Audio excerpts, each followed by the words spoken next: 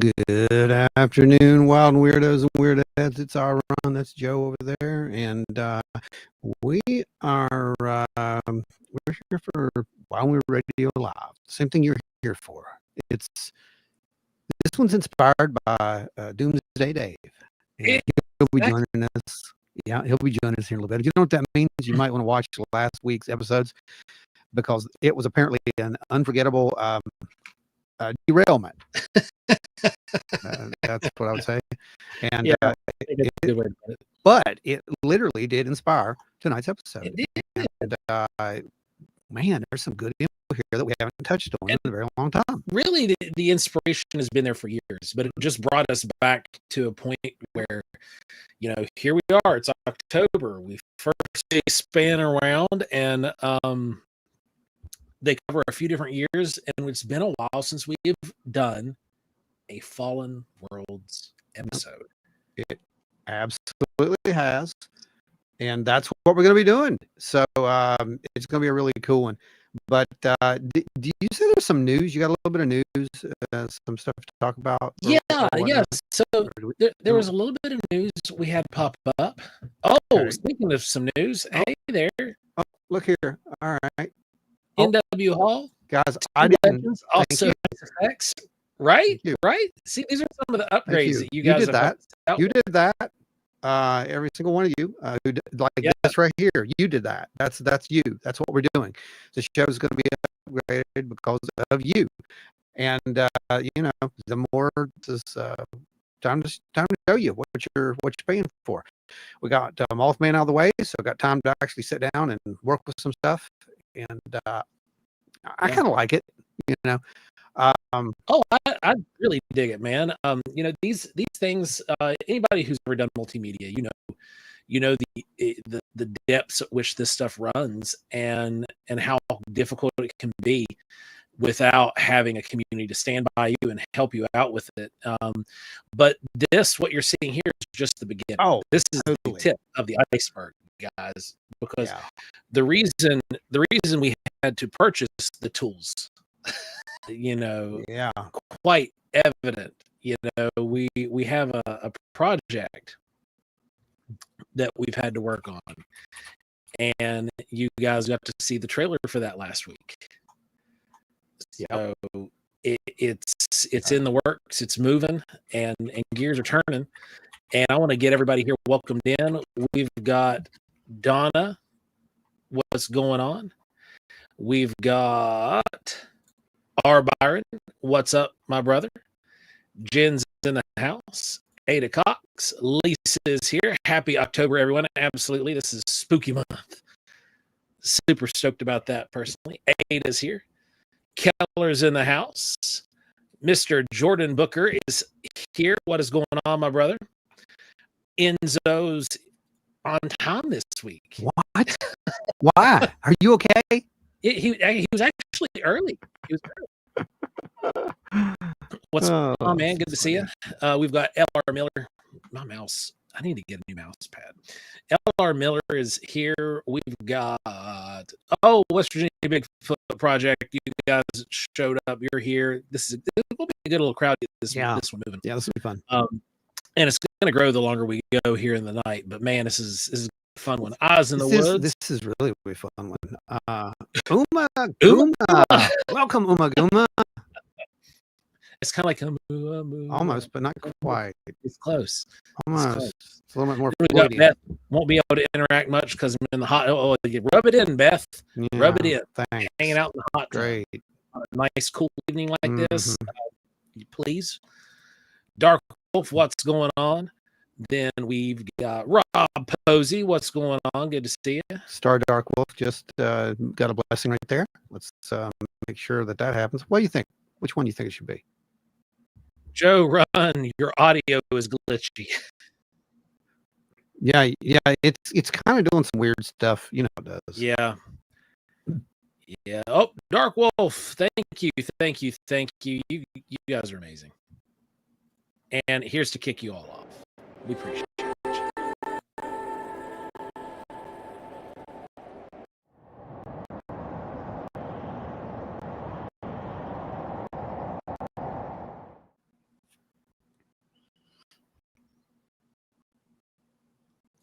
Oh yeah, Beth had an interview over there with Bigfoot Society folks. If you guys want to check that out, go jump over there tonight after the show or tomorrow. Go tune in, see how it went. I thought it was a pretty good interview. They're saying the audio's messed up. Both audio are punctured and chopped. Don't make any sense. That's weird.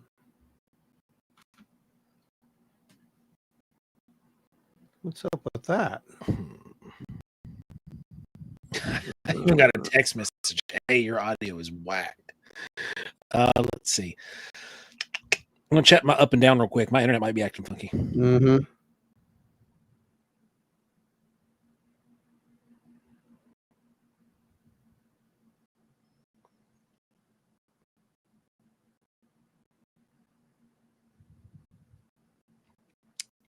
My speed is okay. Like I'm well within. Weird. Let me pop out my game. This worked last time we did this, so let me just see what happens. Let's see what happens here. Leave. I am leaving. So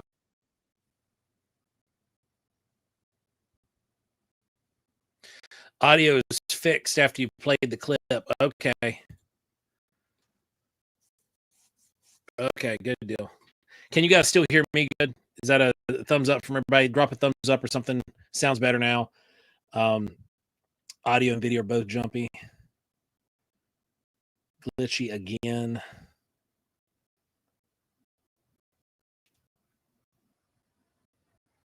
Let's see. Once Ron gets in, I'll jump out and log back into see if that's part of the problem. Sometimes when you get in the studio here, it can kind of hiccup a little bit, and generally whoever is the end where there's like the issue, that is the one that will fix it whenever they can come back. What's weird is me and Ron can hear each other fine.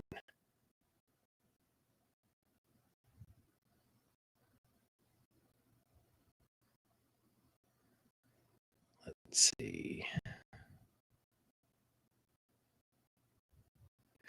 Yeah, that's what I'm gonna do. I'll blame Doomsday Dave.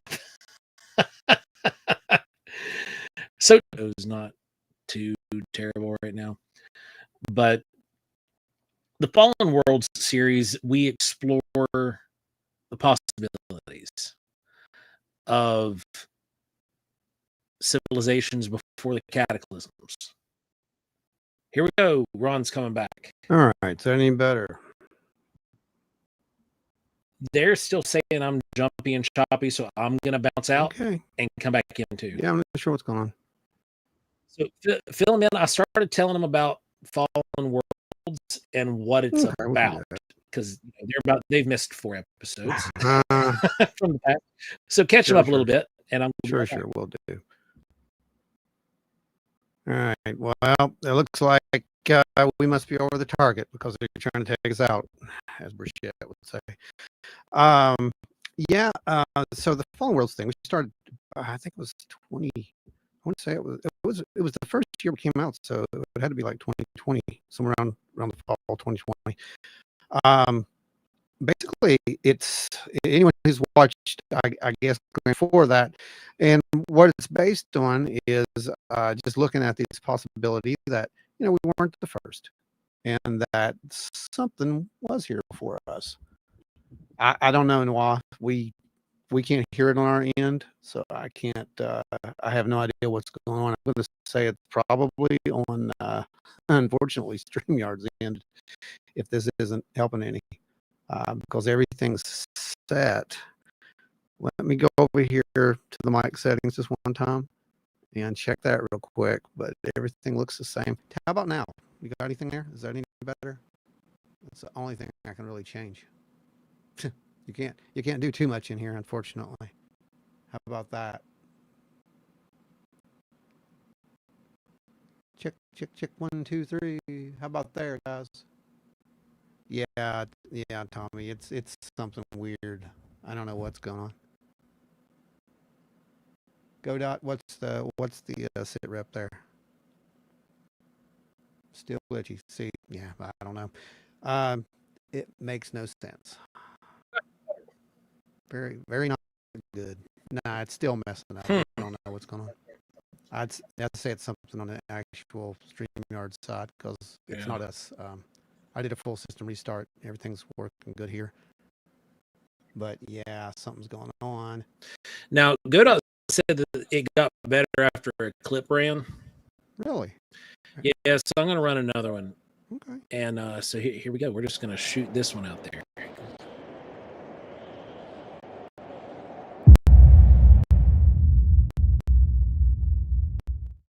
Has the Mothman saved our show? I don't know. Did the Mothman save our show? I have no idea. Okay, Darkwolf says we can understand you though.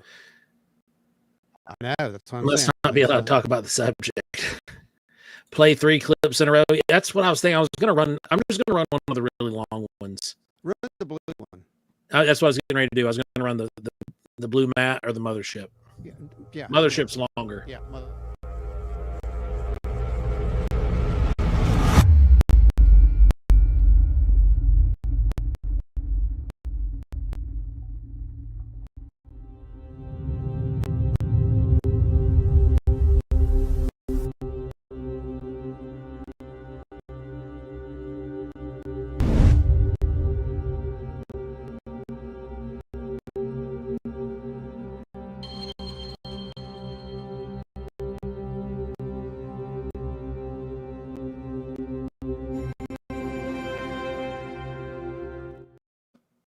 Okay. So even the clips are laggy. That's weird.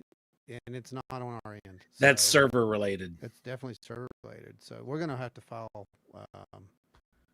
You'll have to get all of them after this. You want to know what I think it is? What?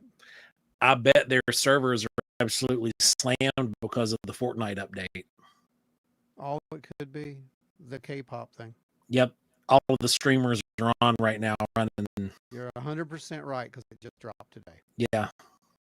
That's exactly what's happening. Oh, well, thanks, Fortnite. But I'll bet you're right. I'll almost guarantee you're right on this. Yeah, I bet their servers are just overloaded because this is like one of the biggest. You can hear there, right? Yeah, your volume came up. I thought it might help, but it's not helping. No, it's server overload. It's server overload. I'd bet money on it. Well, okay, so they say they can still hear us, so that's great because we want to turn this into an actual a version of the podcast as well. So, well, we can run the download afterwards, and it'll pull a pure mix off the audio, or at least it should. Anyway, here, as you see, right? So Doomsday Dave's here. Joe, what I want you to do, because this is going to be a podcast, go ahead and do the intro for that for us. Okay, here we go. See if you remember how to do that. You remember how to do it? Maybe. Well, in 3 radio, everybody, thanks for joining us. We appreciate you guys that tune in with us week in, week out, and even in our absence, who have stuck by and listened to us out there in audio land. All you night shifters, everybody who's hanging out with us, we very much appreciate you. This episode is going to be a callback. We are stepping back into a series that we haven't been engaged with for quite some time, mostly due to all the research we've been conducting. Yeah. Hang out with us tonight as we take a step back into Fallen Worlds. Yeah, there's going to be actually some little pre-made clips here that explain exactly what's going on. You saw a little bit of the trailer, you guys who watched the trailer.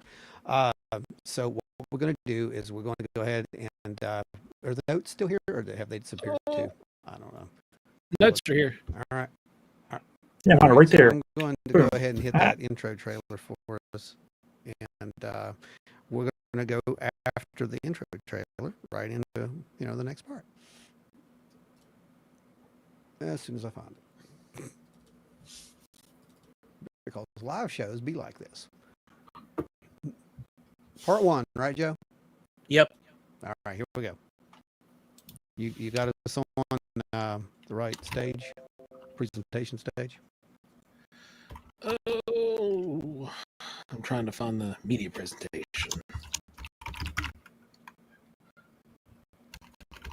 There we go. All right, here we go. Earth to approximately 8 billion people today.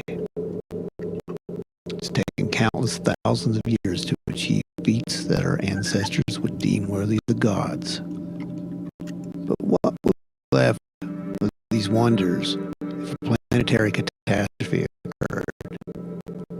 Earth exists in a cosmic shooting gallery of asteroids. New ones are discovered daily. They're small and harmless, but there are several that are far more dangerous.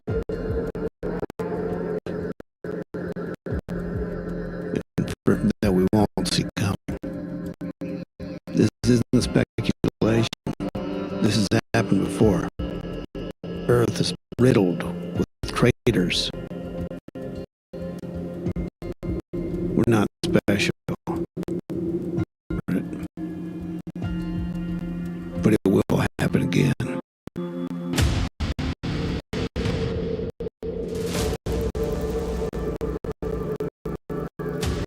After the impact, the air is set on fire as the blast wave races around the world, creating firestorms and massive tsunamis. Cloud of debris and water vapors. Life as we know it is gone.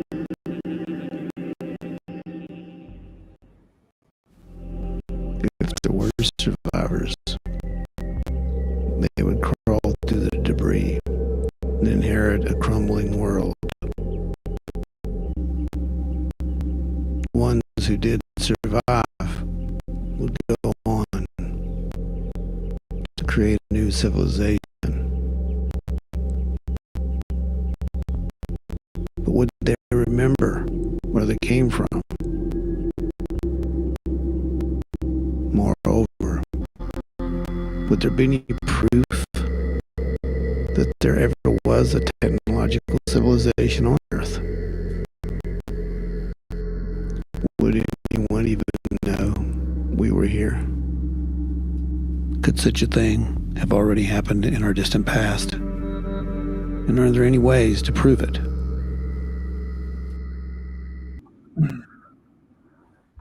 Fault. And yeah, that's pretty much the premise of the whole thing. So let's discuss that for a little bit. Well, when we look back in history, there's quite a bit that is pretty terrifying. Correct. You know, specifically when we look at Earth and we look at the time periods between cataclysms, and then we look at where we're positioned today, we are overdue. So it can cause some anxiety, it can cause some stress.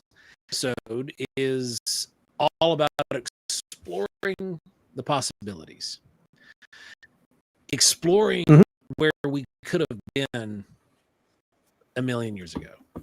Yeah, possibly. And maybe exploring how we can prove that in the future, right? Absolutely. Because we do know that even stone and steel fade away after a time. Especially when you have a cataclysm. Right. And, you know, there was that talk of that cataclysm, as you recall, the Younger Dryas event, right? So for you guys know what that is, I'm assuming, and most people do know what that is, correct? Because if you don't, there's a clip to explain that as well. And, you know, I worked on those clips. So we're going to play this clip regardless, is what I'm saying. It doesn't really matter if you know. So, you know. But yeah, we're talking about the Younger Dryas event. So then we're going to go into some actual discussions on Is this what happened? Because there's a lot of people who think that it's not real, but there's some new evidence, right? There is. We have supporting evidence. There was evidence, allegedly evidence to the contrary, of a younger Dryas event, and there was quite the attempt of some sort of a cover-up from one particular website. However, there has been a Oh yeah, absolutely. So let's go over that video and the little briefer. Let me know when we're there. All right, let's do it. Here we go. 12,800 years ago, glacial ice sheets covered most of North America and Europe. The glacial maximum was reached. Temperatures were slowly rising. Megafauna were plentiful.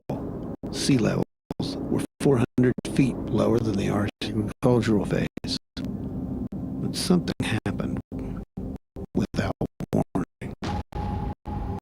Temperatures suddenly dropped 10 degrees in a period of 10 years, throwing the world back into the ice age again. This is known as the Younger Dryas event.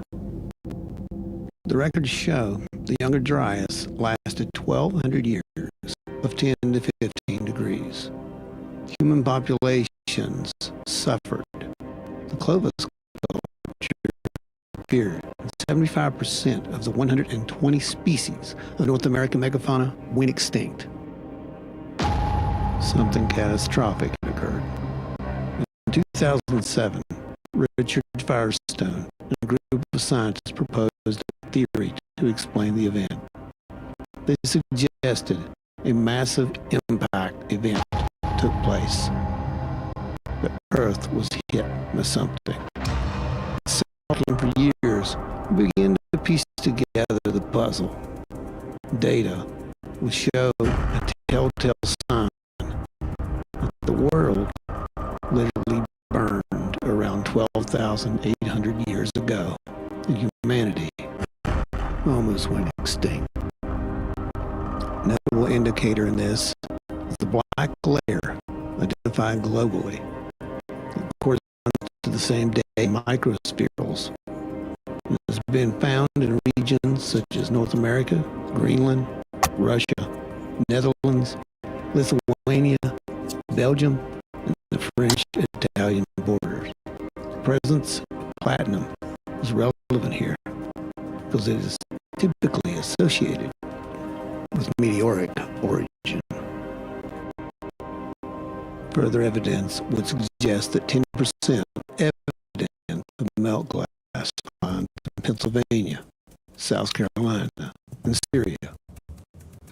Melt glass occurs when sand is heated to between 1,700 and 2,200 Celsius, 3,092 to 3,992 degrees Fahrenheit. Most famous examples of this are Libyan desert glass, tektites, and of course, our own creation, the radioactive type. The first atomic bomb test in 1945. Dryas have been discovered at 18 sites across 9 countries. These samples contain impact proxies such as nanodiamonds, melt glass, and iridium.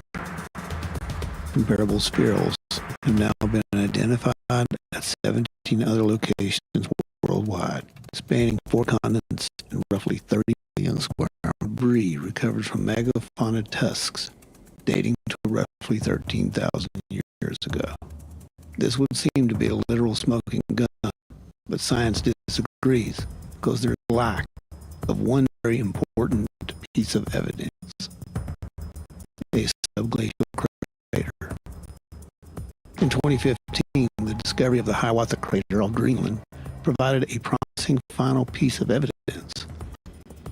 The crater was thought to have been formed after the creation of Greenland's ice sheet, which would make it roughly 13,000 years old. However, in 2022, further findings were said to have ruled this out, with samples taken from the area, which were much older, 54 million years old to be exact.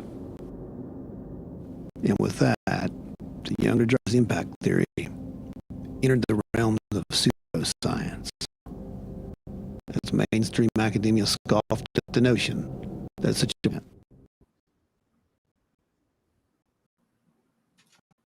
and this is where we are, at least that's where we were at the beginning of last year, right? 2024. Yeah. Roughly. It was like around 2024, where, because now they're kind of saying, well, we think we can possibly explain a little bit about that. We might have new evidence, right? New data? Correct.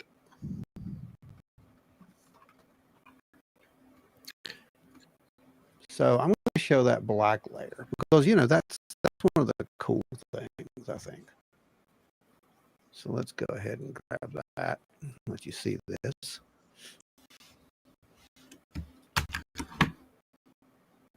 And the black layer is this right here.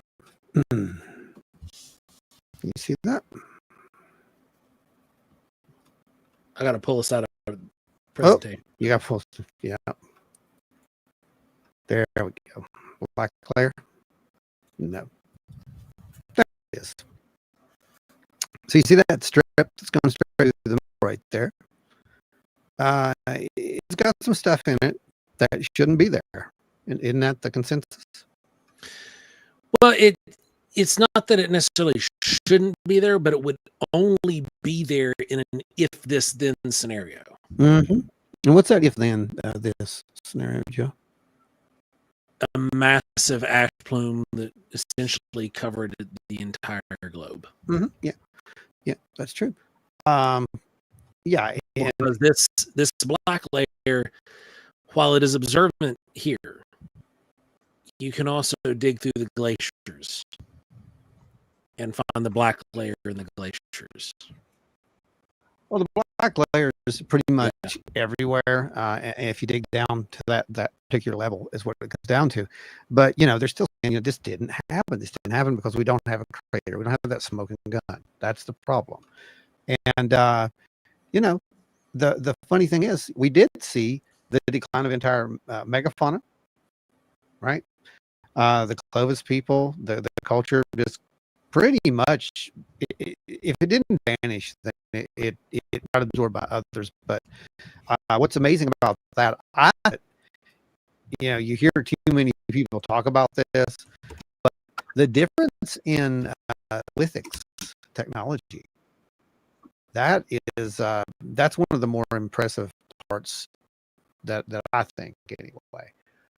Well, you see a advancement followed by advancement followed by advancement, and then suddenly this is back to archaic. This right here is our is the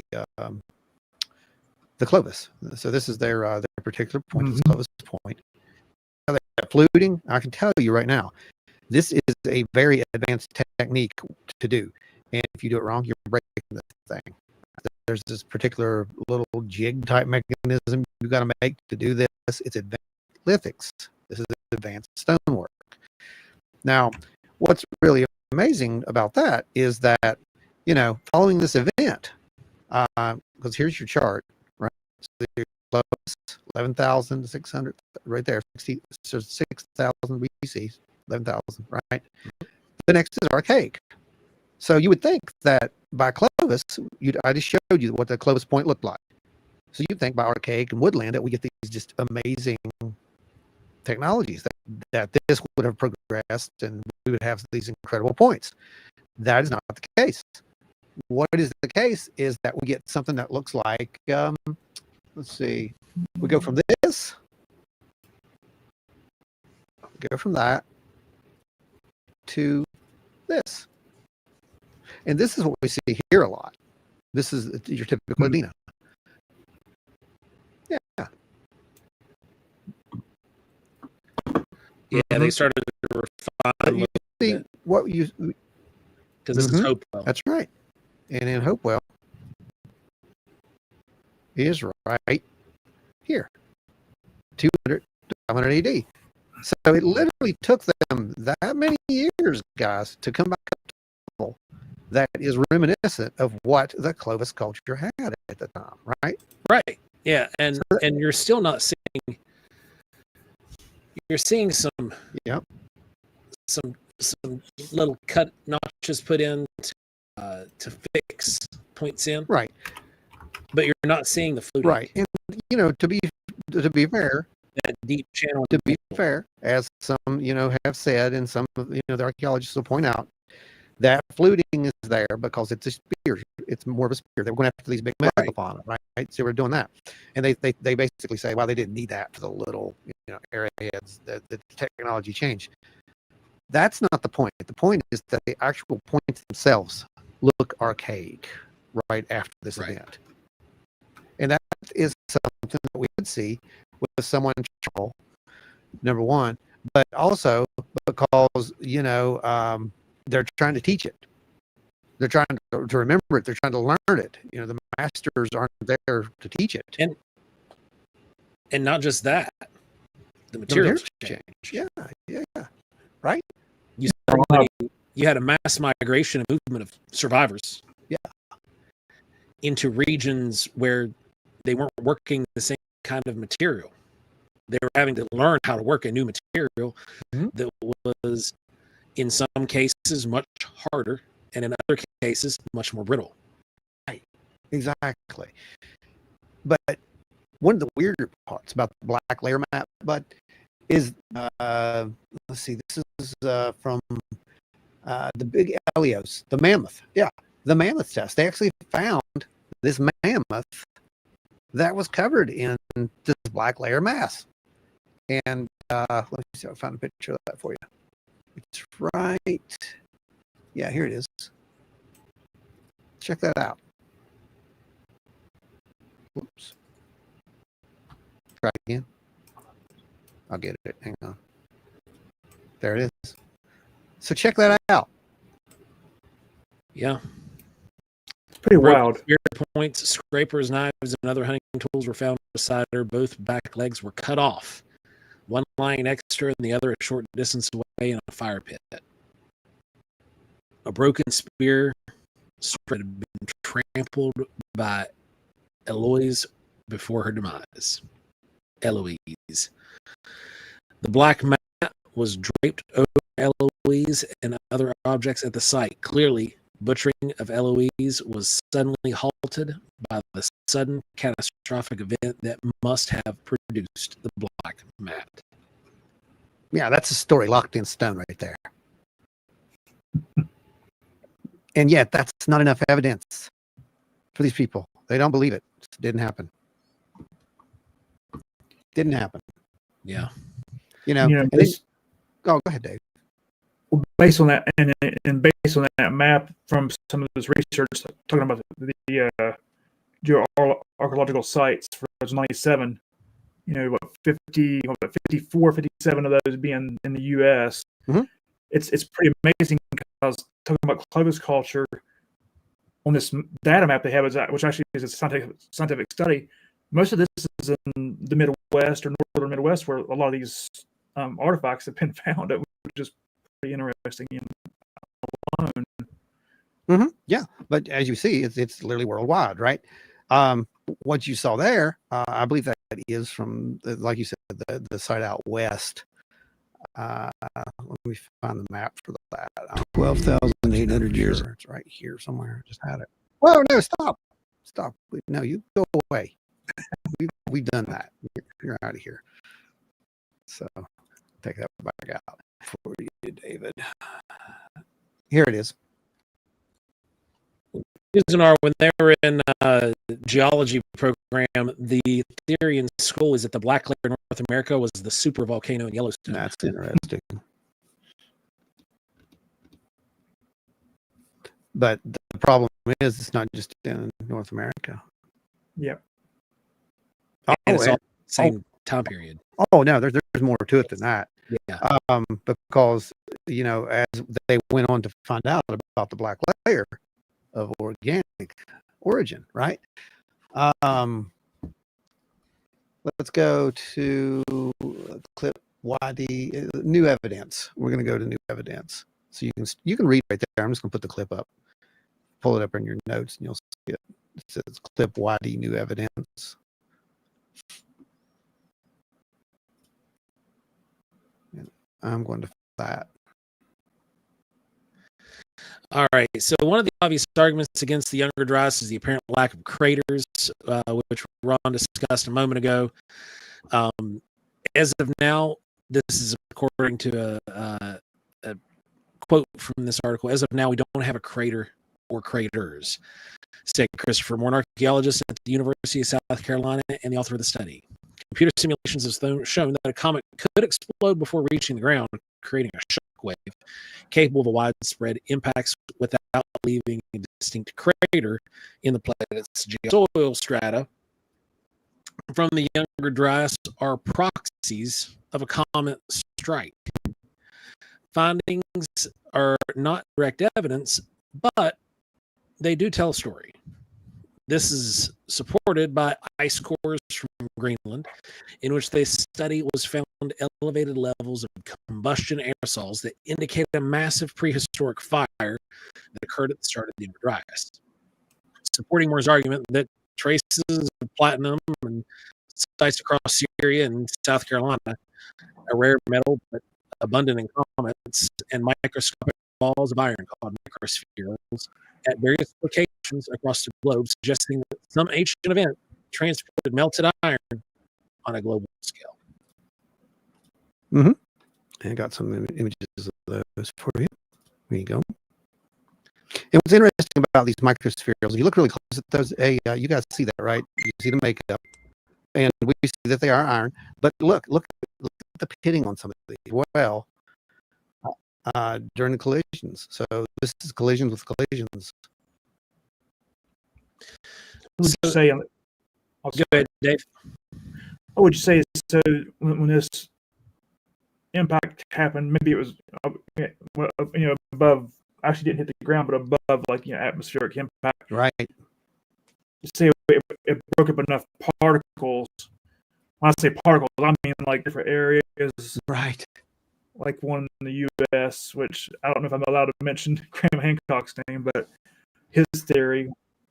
Well, yeah, we can mention Graham Hancock's name. I don't really care because he has done a lot of work on this. Yeah.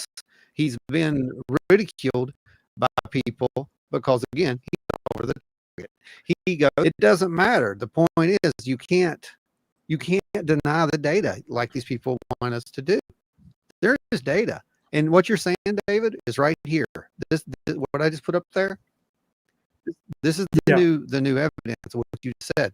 It's more like it was the air burst. That's what they're thinking now, because what you're seeing here is the downward force in this quartz. So that quartz was literally shocked. Shock calls that, and there's only one. Explain what shock quartz is for everybody who doesn't know. Is when you have a massive amount of force that takes place over top of an area, right? So you can also have it in bedrock, and I've actually got some around here somewhere. But it's the amount of force from top that's coming down. It's hitting this thing, and it's causing this massive percussive event within it. So you're getting, it's kind of changing the strata inside. This happens over massive periods or areas, not just one little piece of rock.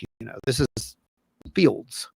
So there was something there. It's on the geological record, and the only way you're going to get that's with there's two ways. There's two ways to get it, and like you said, there's definitely two ways to get it.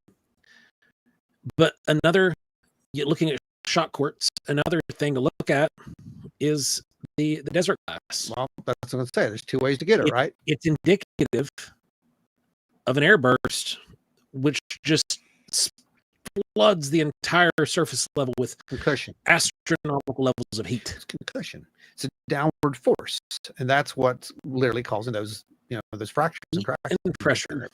Mm-hmm. Yeah, sudden pressure in this case. Oh yeah, darn near instantaneous. We're talking about enough heat. We're talking like the sun, okay? I mean, that's how much heat we're talking about. There was actually a quote, one of these I was reading, and I don't know where it's at now, but the amount of heat was just absolutely insane.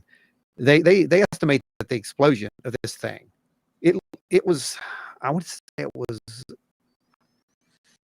several hundred times all the nuclear weapons on Earth. That you can't comprehend that. And like Dave said, not a central event. We're talking about something that explodes, right? It's coming in, bare burst, and then pieces just trail out, and those pieces bombard the Earth in other places. But what it's telling me, what that just told me, what that quote said, is there's a chance. Oh, there's more than a chance. All of the weapons on planet Earth could explode, and a handful could survive. One of the best examples of this whole airburst thing too. You have to excuse me. I'm having a little brain drain right now because of, as you guys know, for a couple of reasons. Hancock talks about in his books. I believe it's in Minnesota is where it's at for the national park up there. My mind's blank and drawn. You can recall if you guys recall. Yeah. Yeah, what's basically happening is this thing didn't slam into land, right? That's what we're all trying to say here. It did not slam into land. It slammed into a massive ice sheet. Well, what happens when a massive ice sheet gets slammed into, guys, by something as hot as the sun? It turns into vapor real quick. And that produces its own concussive force. And then when the vapor condenses, we're now having storms and flooding everywhere. Oh yeah, the whole Earth is just thrown out off kilter, man. Like everything changes, and that's literally what it shows. Yeah, we can see it here, right? So we see the drop, massive temperature drops taking place here. That's because the clouds are coming up, and what happens after the clouds? After a while, it builds up, right? So it starts getting warmer, which is exactly what happens in nuclear winter. That's what it's called. That's what we used to call it. By the way, did you know when I was doing the research, they now call it impact winter? I just wanted to let you know that. It's clever. It's interesting. We changed the name. Makes it feel safer or something. I don't know.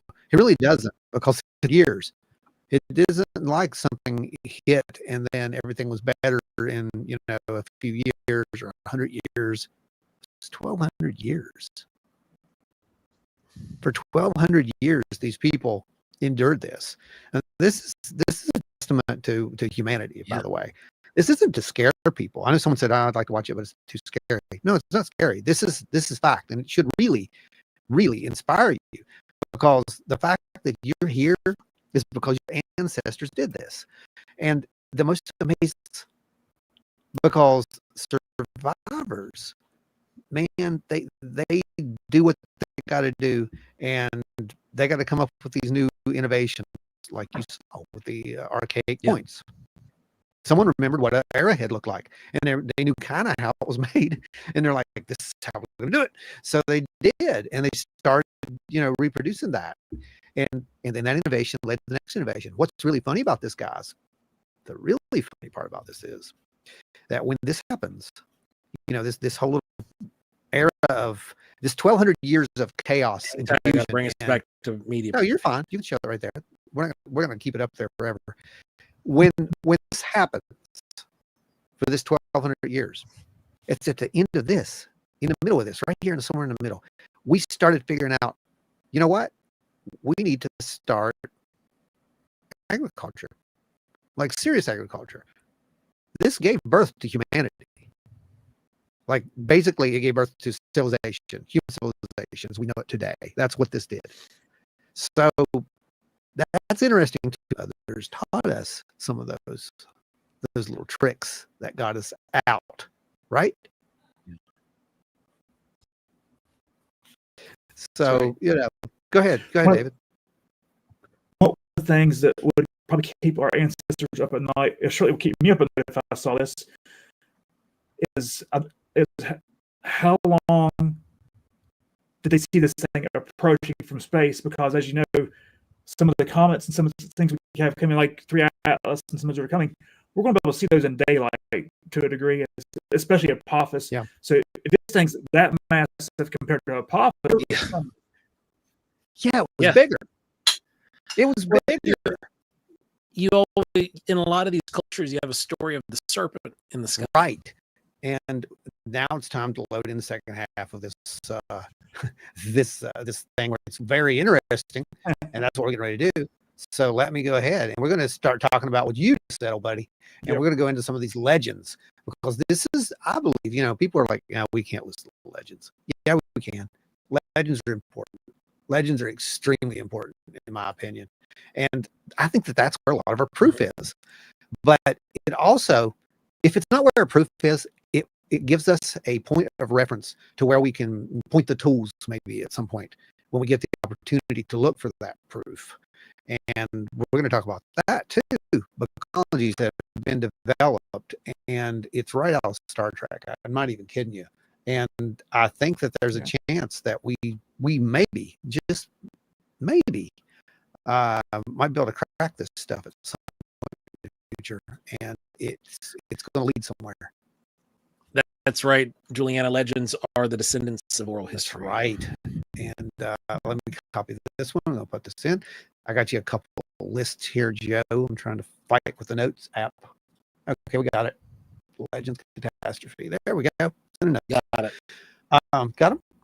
You can go ahead and put it back up on here. I don't have anything else. Oh, okay. Right I thought you had a medium. I got it. I got some. Well, you just go ahead and do it. You're fine. I'll throw some up as you're talking. Guys, West Virginia Bigfoot project. The words right out of my mouth in the comments. He said every the basis in reality, and that's very true. Why are we not seeing their things? Hang on a second. Something right here. Where? Here you go, guys. About that. Now we can see your stuff up there. So, back to the legends of catastrophes and whatnot. Ron's got us a little note pulled up here. I'm gonna read it off for you guys. The book of Genesis, God sends a flood to destroy the wicked humanity, instructing Noah to build the biblical account is similar to earlier Mesopotamian flood myths, such as the Epic of Gilgamesh. Zoroastrianism from Persia is the sacred text of the Vividad. The deity, Aurora Mazda, warns King Yima of an impending world-cleansing flood. Sound familiar? He instructs Yima to build in clusters and pairs of every animals and all the seeds. The ancient Greeks, the Hindus, the Manu, the Mazda Avatar have all these ancient flood myths describing a cataclysmic deluge that cleansed humanity. Hindu folklore features the Manu, which the first man, who was warned of a great flood by a fish that guides his boat to Prometheus, who builds an ark to survive a flood, and then Zeus destroyed humanity. And then in the Hawaiian mythology, the hero Nu creates a large canoe with a house to save his family and animals from a world-covering flood. Chinese mythology, the legend of Fuhi's family involved a crab and a bird, describing their escape from a great flood that wiped out everyone else on Earth. Norse mythology, Odin and his brothers killed the giant Ymir, whose blood and his family they escaped the ark, or in an ark. In Mesoamerica, the Aztec, after the destruction of the world by a flood, the Tezcatlipoca warns of a man named Coxox and his wife Zoxaquatl to survive in a southern Puebloan people. They hold traditions of a massive flood that drove humanity to the highest mountaintops. Some accounts describe a deity who created the different languages of the peoples after the flood waters rescinded. Sound like Babel, anyone? The Ojibwe, when the world is flooded by the great serpent, the cultural hero,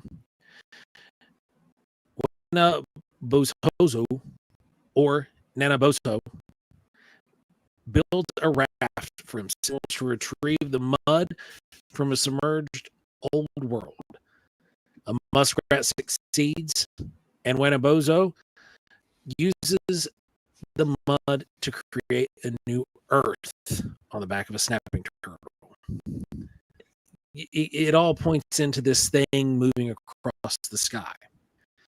The vulture stone Göbekli Tepe shows a reign of such serpents, for example. Could such a catastrophe, such as the Younger Dryas, have been the root for these legends? Atlantis, think about it, is sank. This is a civilization that was completely submerged by water through a massive deluge, potentially. Then we can bring this all the way up to the Leonese, a legendary land of the British Isles that was said to have been engulfed by the ocean. There are far more, and all science agrees they're simply fabrications and myths. Yep, all fabrications and myths. Nothing to see here, folks. But they exist throughout all these cultures. Right. Every culture.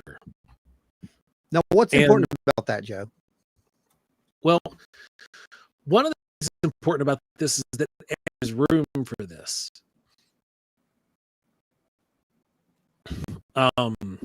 Just point blank.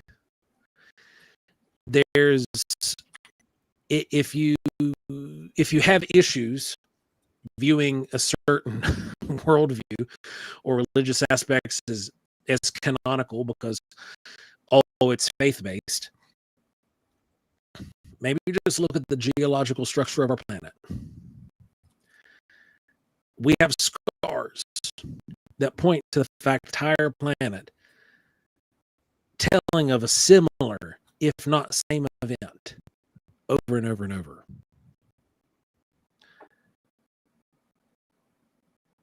Well, we absolutely do. And, the evidence is there. We brought up Göbekli Tepe. 1963 anthropologists, University of Chicago and University of Istanbul, surveyed the ruins atop of the hills in southern Turkey. Now, we know that's Göbekli Tepe. The conclusion was that the broken limestone slabs and mounds were nothing more than Byzantine cemeteries, and they were insignificant. They didn't look anymore until later. So, for German archaeologist Klaus Schmidt to put forth a groundbreaking assertion, and that was that Göbekli Tepe represented the world's oldest known temple. Geomagnetic scans at the site uncovered rings of limestone megalithics dating back approximately 11,600 years, predating Stonehenge and the pyramids, the advent of writing by 6,000 years, and preceding the rise of agriculture by 5 centuries. It was now significant, but it was also controversial. And that's why a lot of people are just like, you know what, let's just not even talk about that. It's not. Yeah, and a lot of, unfortunately, a lot of who controls the government in that region has a very peculiar worldview and is extremely prone to the destruction of anything that doesn't align with it. Yeah, and it's true. And there seems to be, and it's not just one group, by the way. It seems to be that there's this consortium out there that wants to hide this. They don't know us, and when I say us, I mean all of us, all humanity. Not the different cultures, all of humanity. So it's almost like there's this little hidden thing there that they don't want us to know. There's a part of our past that needs to be just expunged, basically. And that would be how perhaps a Stone Age culture, right? No, Stone Age. I'm sorry, not Stone Age. These would have been hunter-gatherers, right? Yeah, hunter-gatherers would have had to been around to be able to go back to Tepe. Well, that's how did they do that? Expanse of what is it, 75 miles now of what the Göbekli Tepe structures are? Well, there's Turin Tepe, which is even older. Right. We haven't even talked about it. They're ignoring it. They're just like, you know what? Nope, I'm just not seeing that. That's not there. That's not there. Yeah, because it predates it by thousands of years. They're not even being allowed to even dig there now. No. They're forbidden to. Right, exactly. Why are they forbidden to dig there? That's a good question. Why are we forbidden? Why is history forbidden? Well, according to them, we've learned all there is to know from it. Right. That's We literally what glean they said. all Mhm. all that we can learn from these stones. That's exactly what So it's time to bury them again. That's what they've done. That's exactly what they've done. So someone doesn't want us to learn about our history. So we need to ask ourselves why that is. Why could that be, guys? Let's start speculating a little bit. I want to hear some people out there in the audience too. I don't want to just be talking about all this stuff. Why we want to hide our lineage? Anyone? Well, there's a few reasons. Yeah. I mean, it very, very could be possibly one of 3 to 4 different things. Oh, there's multiple things it could be. Yeah. But the idea is we got to think about these things. Right? Go back. Tepe gives us a point of reference. It is an anomaly in the human, I guess, the human timeline, because it was built by people who shouldn't have been able to build it. Yet there it is, and there are all these others. We haven't even touched on some of these, so-called out of place artifacts. Oh, also yeah. brings Like question that of battery. agriculture. Yeah, exactly. What, Dave? It also brings in the question of agriculture. I mean, before they found that, thought agricultural hunters and gatherers and agricultural, basically it came much, basically sooner than what they thought it would. And then they found this, and like, well, if they can build this, then agriculture. Obviously, they actually had civilization, so there's agriculture there. Yeah, you had civilization. You had to have tool making. Yeah. Because I don't know if any of you guys have ever tried to carve stone before. I have. It's hard, literally. And doing it to the extent of creating what we see at Göbekli Tepe, at some of these megalithic sites around the world, how in the world did they do that? Why is that all that's there? That's why. Because stone survive. Stone survives, but after a cataclysm, which the views of Göbekli Tepe kind of, there's unanimous outlook that this was used to chart the sky, to watch for the next one. Mm-hmm. Yeah, that might have been all they had. and We couldn't. There weren't reeds enough for papyrus, because why waste a vital resource that you could use for bedding or stuffing for thermal regulation? Well, you couldn't even go as far as to say that they were even more advanced than that, because you wouldn't have any proof that they weren't. No, because it would have been obliterated. It would have been obliterated.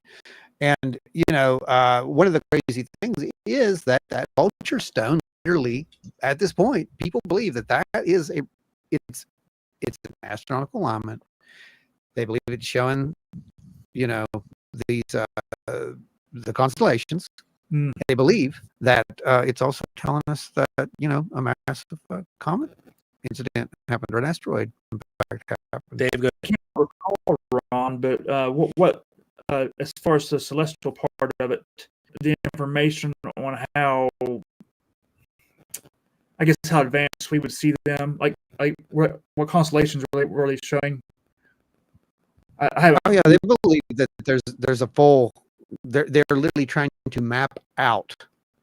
At this point, that's what they think. That let me show that image again. Let me find it. Hang on. They believe that this image right here. Yeah, there we go. And another stone as well. They believe that those are representations of the constellations. This is why we need to dig. This is exactly. And you can't do that in war-torn areas. You can't do that in areas where people are trying to hide the truth, because they believe they know everything. It doesn't work that way. Because in astronomy, a lot of the positions of the stars and what they see, the constellations, I mean, it dates that time period. I guess you could say it certifies that time period, right, of of where the position was versus where it's at now. So for this site here in Turkey now, Yeah. Right. You guys know where I'm going. Yeah. Well, here's the thing. Go back to Tepe. Just throw it all aside. But I think that it's interesting to me because we went down the rabbit hole. That's what you said last week. We were just kind of joking, about but I started thinking, well, what if something happened here, right? Like a younger dryas event, and what would be left? No, really, what would be left? You tell me. If it were modern day, Yeah, right now. So, if it were right now, yeah, and we were and a younger modern day, and a younger dryas, and we had a low altitude airburst that literally set the stratosphere on fire, right? Sent a shock wave out hard enough to turn the desert into a sheet of glass. Then you could anticipate every building over a certain height to literally be cut like butter. The structural integrity of steel with that kind of an impact buckles along with it as well. You're not going to have much to look at. And then let's just hypothetically say that it was a metal building with a metal structure building with a concrete exterior, concrete and glass, like modern works. Mm-hmm. The glass is gone. The building's toppled. Mm-hmm. The steel is extremely damaged. Yeah. You're now, because of the cataclysm, experiencing a long period of acid rain. Mm-hmm. Acid is extremely corrosive to metals. I'm a metals guy. That was my job. Do you mean you're made of metal? Is that what you're saying? Made of metal? You're a robot? I mean, he's a robot? No, I'm made of jelly, but the metals guy. Explain because people are listening, not just watching. So right. Guy, so for anybody who might not know, I was a structural fabricator for the U.S. Air Force and worked with metal. I was a metal fabricator by trade, right, and journeyman. So it's acid rain and metal don't get along. Steel, iron, okay. Yeah, it's going to last for a few thousand years. You're going to be able to see it, but 12,000 years? Right. So this is where we get into interesting stuff, right? We start getting to the point where right now, I did a test, probably 15 years ago, where I took an old iron railroad spike, and I just stuck it in a mild acid solution mixed with water. Basically, I think we all did that test. We've all done this test as kids, I'm pretty sure, right? Right. But what I did was, it wasn't submerged in it, so it wasn't like in a bucket, right? Okay. We buried this thing in the ground about 10 inches, and I poured the solution over it, and we poured the solution over it basically every couple of days. Obviously, the grass is dead. Anything that was there, because it's just it was an acidic mess. But then when we went back, we dug down in, and when we went to retrieve the spike, the spade went straight through it, just like it was part of the substrate. You could see it; it was orange. The rust, the iron oxide was present. That's all it was. Yeah. You're proving a point here. First to go will be the organics, right? So I made a timeline. I sat down and I actually made a timeline. And, thing is, it's not so weird for me to think about this stuff because, I made, Shattered Worlds for years. That was the set that I used to do in the 3D world and used to sell assets back when we actually modeled things. built models. Anyone who plays like Fallout, those buildings, things like that. That's what I did. I did that. I did that before Fallout. Yeah, it's a great example because I think I did that before Fallout 4 ever came out.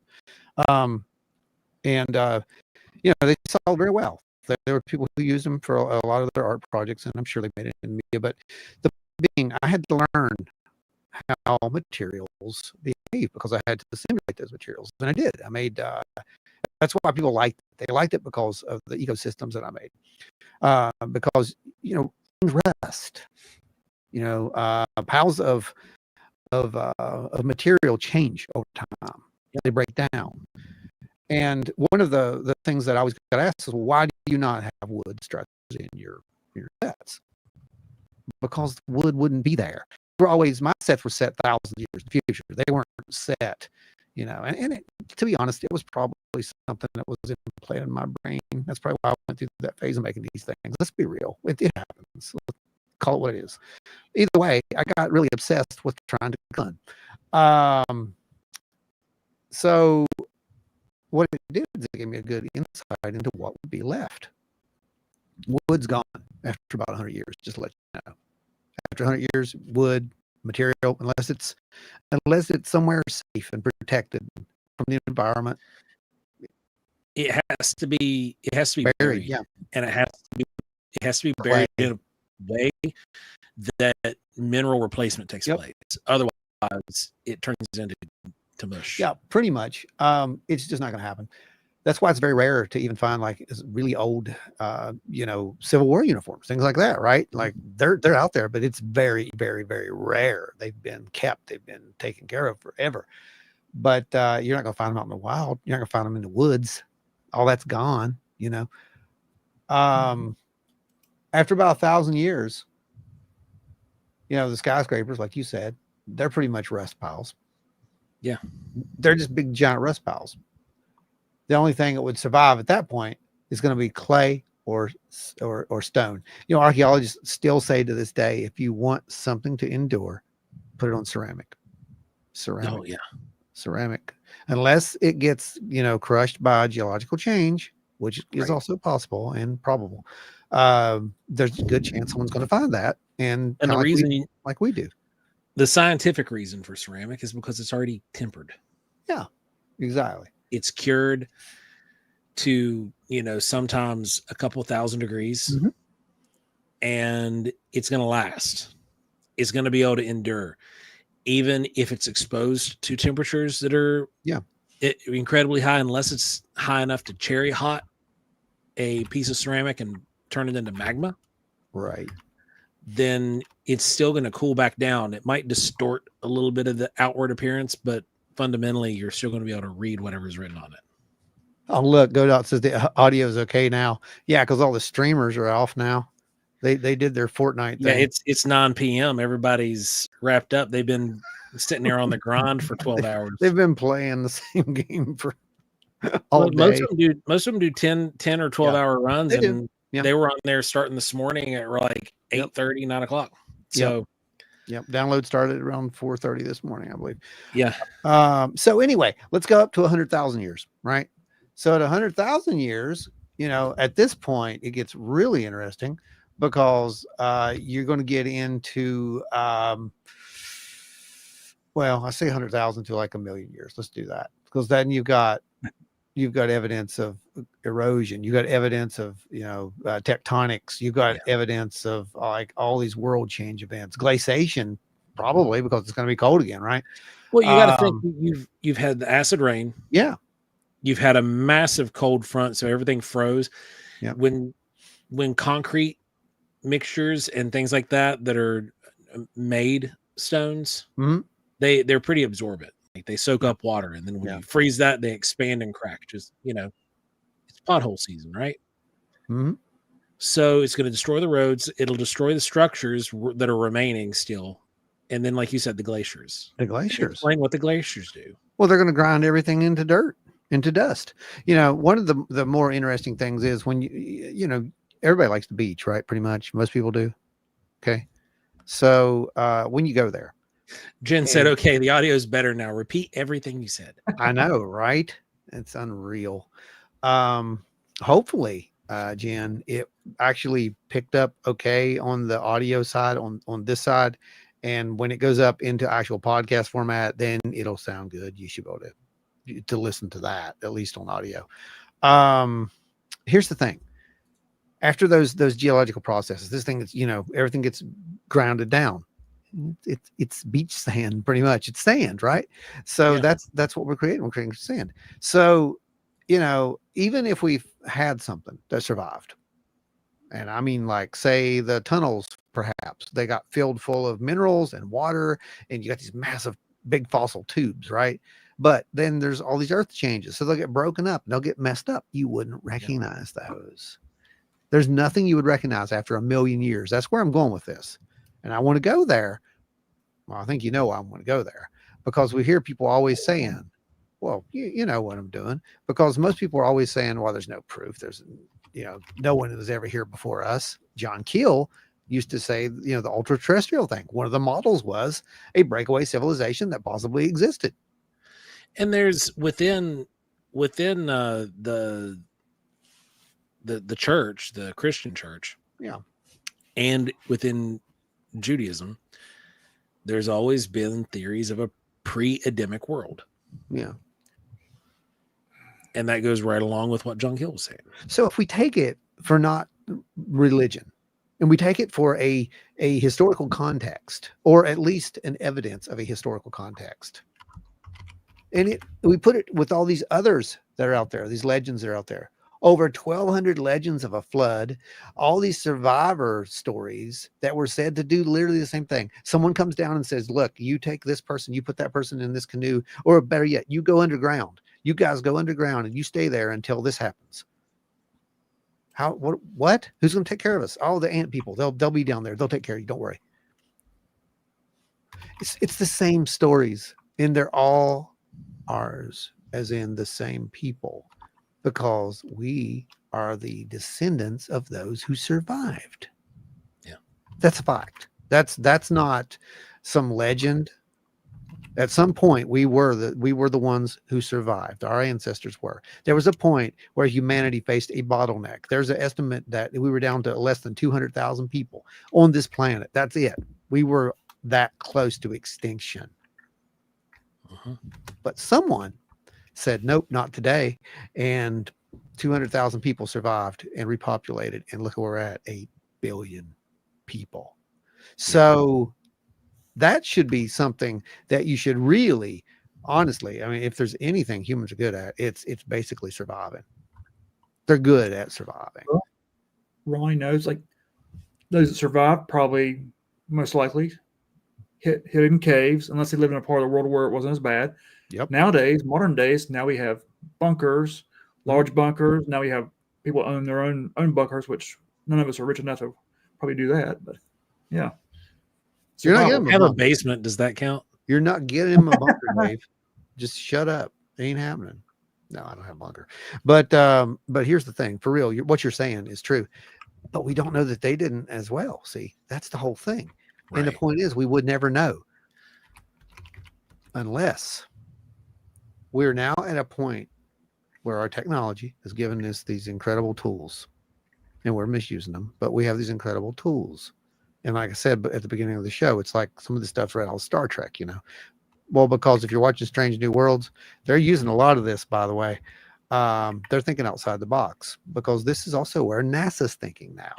In the search for life or past life on Mars, they're using something called isometric data.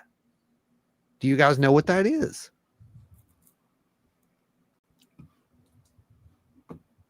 That is basically where you're looking for these telltale signatures of minerals that shouldn't be there. So say future aliens, whatever, they're trying to, they come across us, right? They've come across the remains of Earth. Well, there's no trace of us, by the way. They don't even believe that humans were ever a thing. That's a legend. That doesn't exist. Never heard of them. So one day, they find some of this material and it's scattered. It's like, wait a minute, why is that there? Why is this radioactive material all in this one spot? That makes no sense. Why is that there? Why Oh, is there a ton of tungsten why we found more over here? all over the place? What's Because this? realistically, if we think about it, tungsten is going to be one of those materials that are left behind from us that will never go away. So tungsten would be something. The idea is to find these anomalous concentrations of material. Okay. So they'll know if they find those nuclear traces, well, there's probably a society here at some point, and they probably at least developed nuclear power, or they killed themselves with it. It's one of the two, depends on how much they find. If they found Xeon, it's a bad day. If they don't, it's okay. But what I'm saying is the isometric data is what we need to focus on. If we don't have the technology, at least I don't think we have it. If we do, they're not letting us play with it. But we need something that's going to allow us to literally scan the material. But how contaminated is that material at this point, thanks to Wouldn't modern matter. science? Yeah, but it wouldn't matter. See, that's the thing. We're talking about there's no humans, right? Everybody's gone. So let's get away from Earth, because this really wasn't about Earth all along. Kind of fooled you guys. We're talking about Mars. I knew where you were going. Yeah, this is totally what we're going for, because everybody's like, oh, they may have found biological life on Mars. And I'm thinking, well, if they found biological life, now we've got to run some tests and see just if those isometric data supports the fact that there may be concentrations that should not be there by nature. Massive amounts of iron, right? Mhm. It's in these pals, like you said, Joe, would indicate that there were structures. All that would remain, like we've said before, is going to be pyramids. No, basically, No. Realistically, that's one of the few structures Yeah. that would remain, just because it's geometrically sound, It's true. It really is. and you can't topple it. You You can't can't knock topple it it over. over. Yeah, yeah.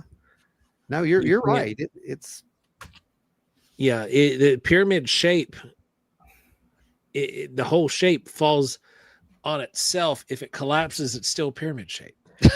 yeah, exactly. Go ahead and pop some of these guys up. They're on the train now. I see Joe McMonagle's name mentioned there. Yeah, exactly, Joe McMonagle, right? So if we think about that, Go what to he was Mars saying, a million years ago. yeah, and what he was saying at the time was, well, on Earth or on the planet that these beings went to, it was better than theirs because their world was dying at the time. That's exactly what was happening on Mars. They said that it was, our environment was volcanic, caustic and violent. And it would have been, we'd still been getting pummeled left and right by, meteors. The atmosphere wouldn't be just right. It would not be a fun place, but I guess it would be better than what happened on Mars. But the thing is, see, Mars at that point, when we were just, basically bacteria here on Earth, what was going on there was it was looked like Earth. We had rivers, we had lakes, we had an atmosphere. It was habitable. Anyone who wants to do it can literally look this up. Put it in there. Ask Google. Ask any of them. Ask any of your AI friends. I haven't done that yet, but go for it. And ask, when would Mars have hypothetically been habitable in our past? And what was happening on Earth at the exact same time?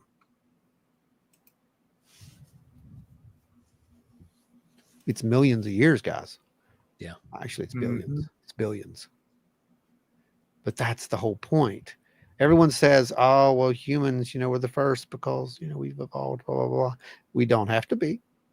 There may have been a whole, shoot, how many could have possibly been here, guys? And we're not even talking about the fact of, panspermia. We're not talking about the fact that, we came from somewhere else, because a lot of those legends even say that, by the way. I know it's sci-fi, but they do. They say that we came from another place. So there's that. Where is home? Who's the aliens? See, this is the bigger problem with this, and I think that's where our history is hidden, by the way. It could be. I mean, it's one of the reasons, I think. There are others, but I think that's one of the reasons. Now, where does NHI fit into this?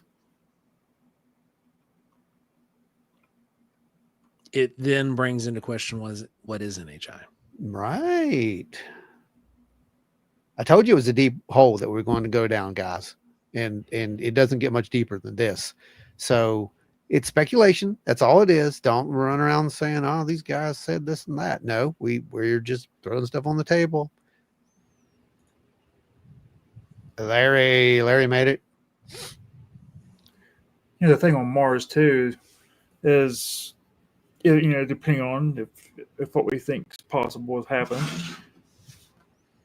all the areas where there were bodies of water known bodies of water, is the thing I would do is you dig probably very deeply.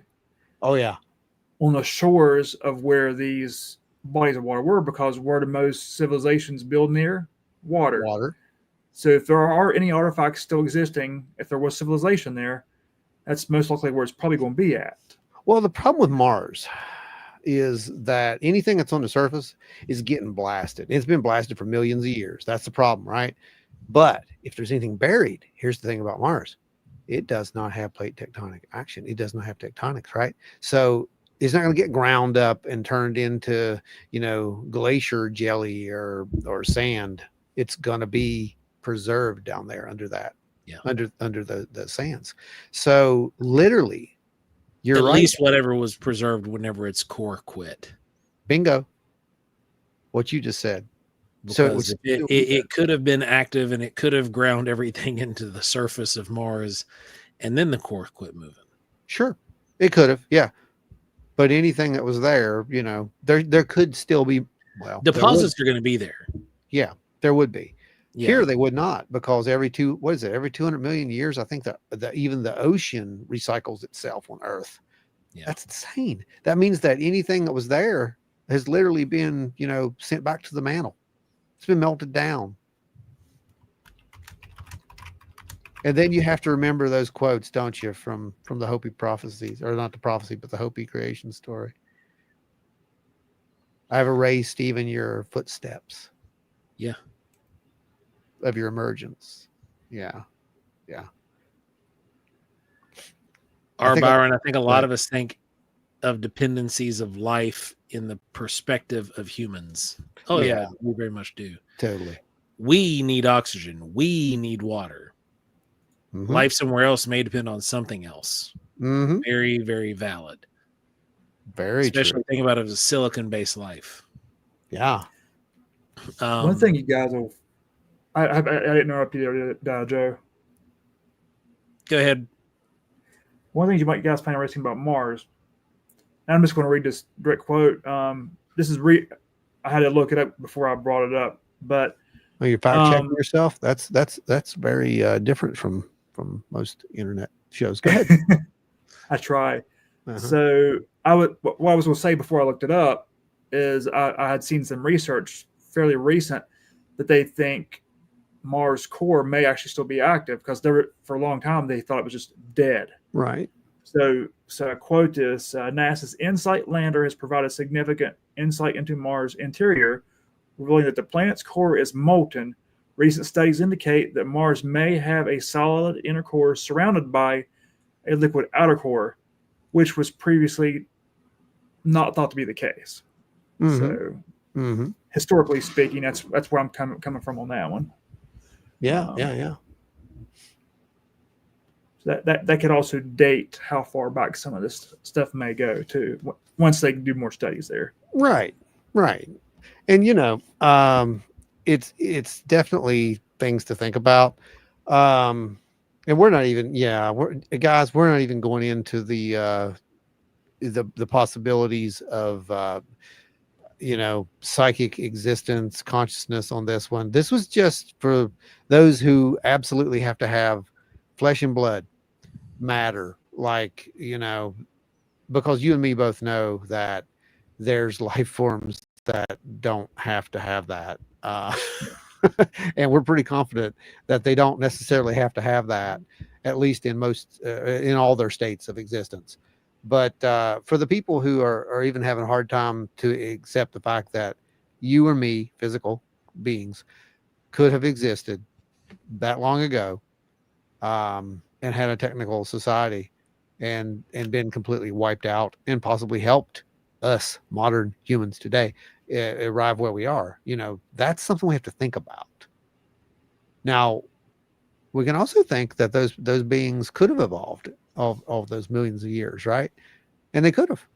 Well, crap. Think about our technology in a million years. Well, even 10,000. Let's just say they were like maybe a little bit more advanced than we are today when the Younger Dryas happened.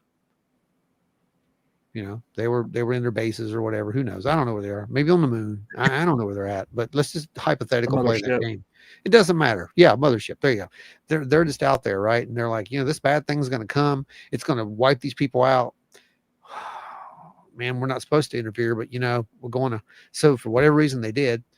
And as we evolved our little ways down here, doing our goofy things that we do, they evolved their way, not doing goofy little things.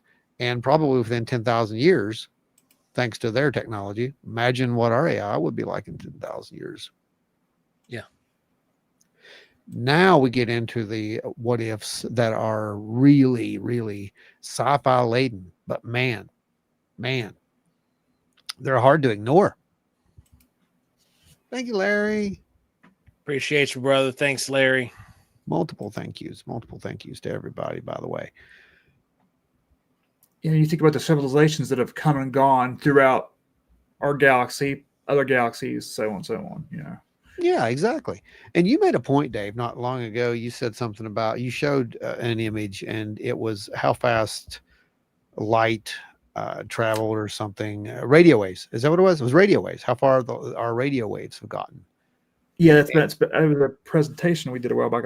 Yeah. I can't remember. Yeah. And the whole point is, that's the speed of light. That's over 186,000 miles per hour. Think about that for a second. And it hasn't gone that far. So any life, unless it is some kind of a matter or just something beyond what we could even comprehend, right? Coming here, it would be very hard, is what I'm getting at. So we would have to have neighbors. And by neighbors, I mean somewhere around, what do you think, 10 light years, 20 light years out, something like that. That would be doable. What do you think about the distance between, say, the Milky Way galaxy and Andromeda, which obviously I just voted recently? Yeah. And well, that's a good point. So the Milky Way is roughly 120,000 light years across. Andromeda's over double that, around 220,000. And the distance between those two galaxies with current technology roughly it would take, there's not even really a good number. It's billions of years. Yeah. International spacecraft to reach either. No one would even know why they were there. Yeah. So in the time that we've been in existence on the Earth, we are the smallest possible blip. So many civilizations have come and gone in that time, most likely. Okay. Joe, go. You're up. Read that one, Jim. If our current civilization is wiped out, the next go around will be finding fossils and wondering what are these little boxes they have in their hands. Actually, cell phones you're close. Would have to be reinvented. You're close. You're very close. Those little boxes would register as isotopic anomalies. So yes, you're 100% spot on. Why do all these people why are all these skeletons, these fossils that we've been digging up, why are there these weird isotopic ratios of like they got some gold in them, right? They got a little bit of platinum sometimes. We've got silica, and we've got these strange concentrations of aluminum and iron. Well, what? Mm-hmm. Why is that? Why is that there? It's on every single person almost. Every single one of these beings had that. They would think that was part of us, by the way. I just want to let you know, because it would be part of the material. Now, how wrong would we have it at that point? Or how wrong would they have it? So it'd be it's the comparison of like 1950s, Now you're getting there. 40s dinosaurs. That's it. That's what I was wanting and you to go today. to. Yep, that's what I wanted you to go to. So, good point. When we were growing up, dinosaurs looked very, very different in the books, Yes. right? And then, Yes. as we've seen them progress because of archaeology and the current understandings of science, we've seen what we think they look like, and it's far different than what the toys I had growing up were. Jordan says the skeletons would have arthritic thumb from scrolling, They're all swollen, and their heads are all this way. yeah. They could you imagine what they would think we looked like? Everyone died all of a sudden just like this. What did they look like? The only ones that probably wouldn't have the phones would be the ones who were actually buried, in the cemeteries, right? Yeah, right. So they'd be like, well, that's weird. They weren't buried. These guys were interred here. This is almost a ritualistic kind of thing. So maybe they needed this while they were alive. Chemical preservation.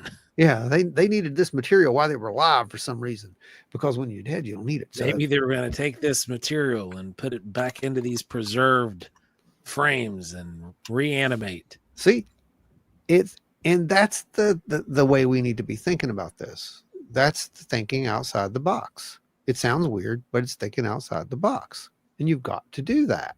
Yeah. So when you have these people who are like going out and they think we're going to find Martian bones, or we're going to find fossils, skulls, or something like that, right? Maybe not. They may have been ground into nothing more than sand at this point. What we need to look for is the technology that they had. I mean, just for example, going back to what Byron said. Yeah. We look at things as if it all has to be us. Right. We anthropomorphize things. What if another life form on another planet was like an octopus? Mm-hmm. If you break an octopus down, the only bony structure is the beak. Yeah. Everything else is gelatinous and fleshy. Yeah. That's it. Yeah. No, it's true. I mean, 100% true. And that material goes away in a heartbeat. Yeah, that material goes away in a heartbeat.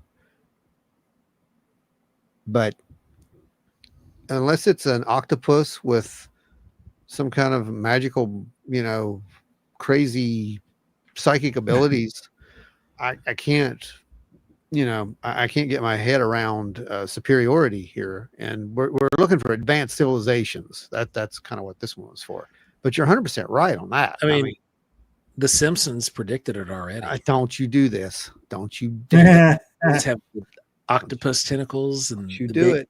Singular eye.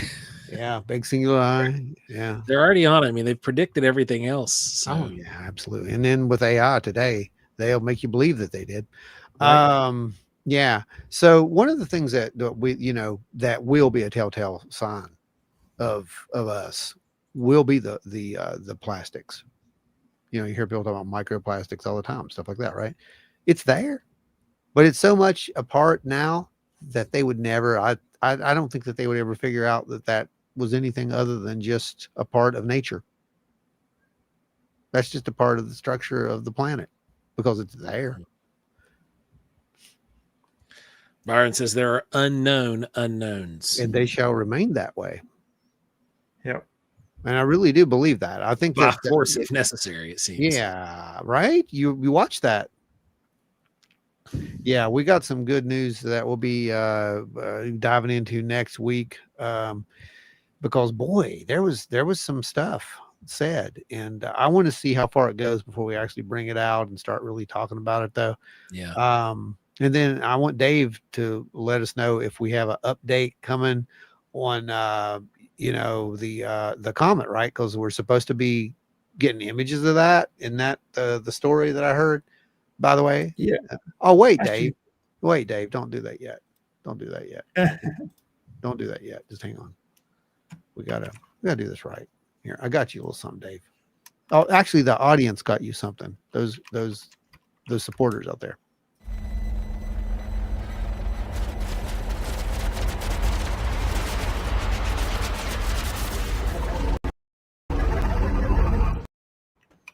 So you got your own little Got your own I like it. little intro there. I didn't call it, Need to be what's up with Doomsday Dave. I know it's going to be. Don't worry. They're going to change it every week. Yeah. It's probably going to be changed every week. It depends on how much doom that I bring to the show. Right. It does. It really does. So, anyway, do you have is there any talk about this thing at this point? We still have 7 comments. There's not 8 now, right? There's not a whole lot of updates on it. I mean, 3i Atlas has a little bit, like,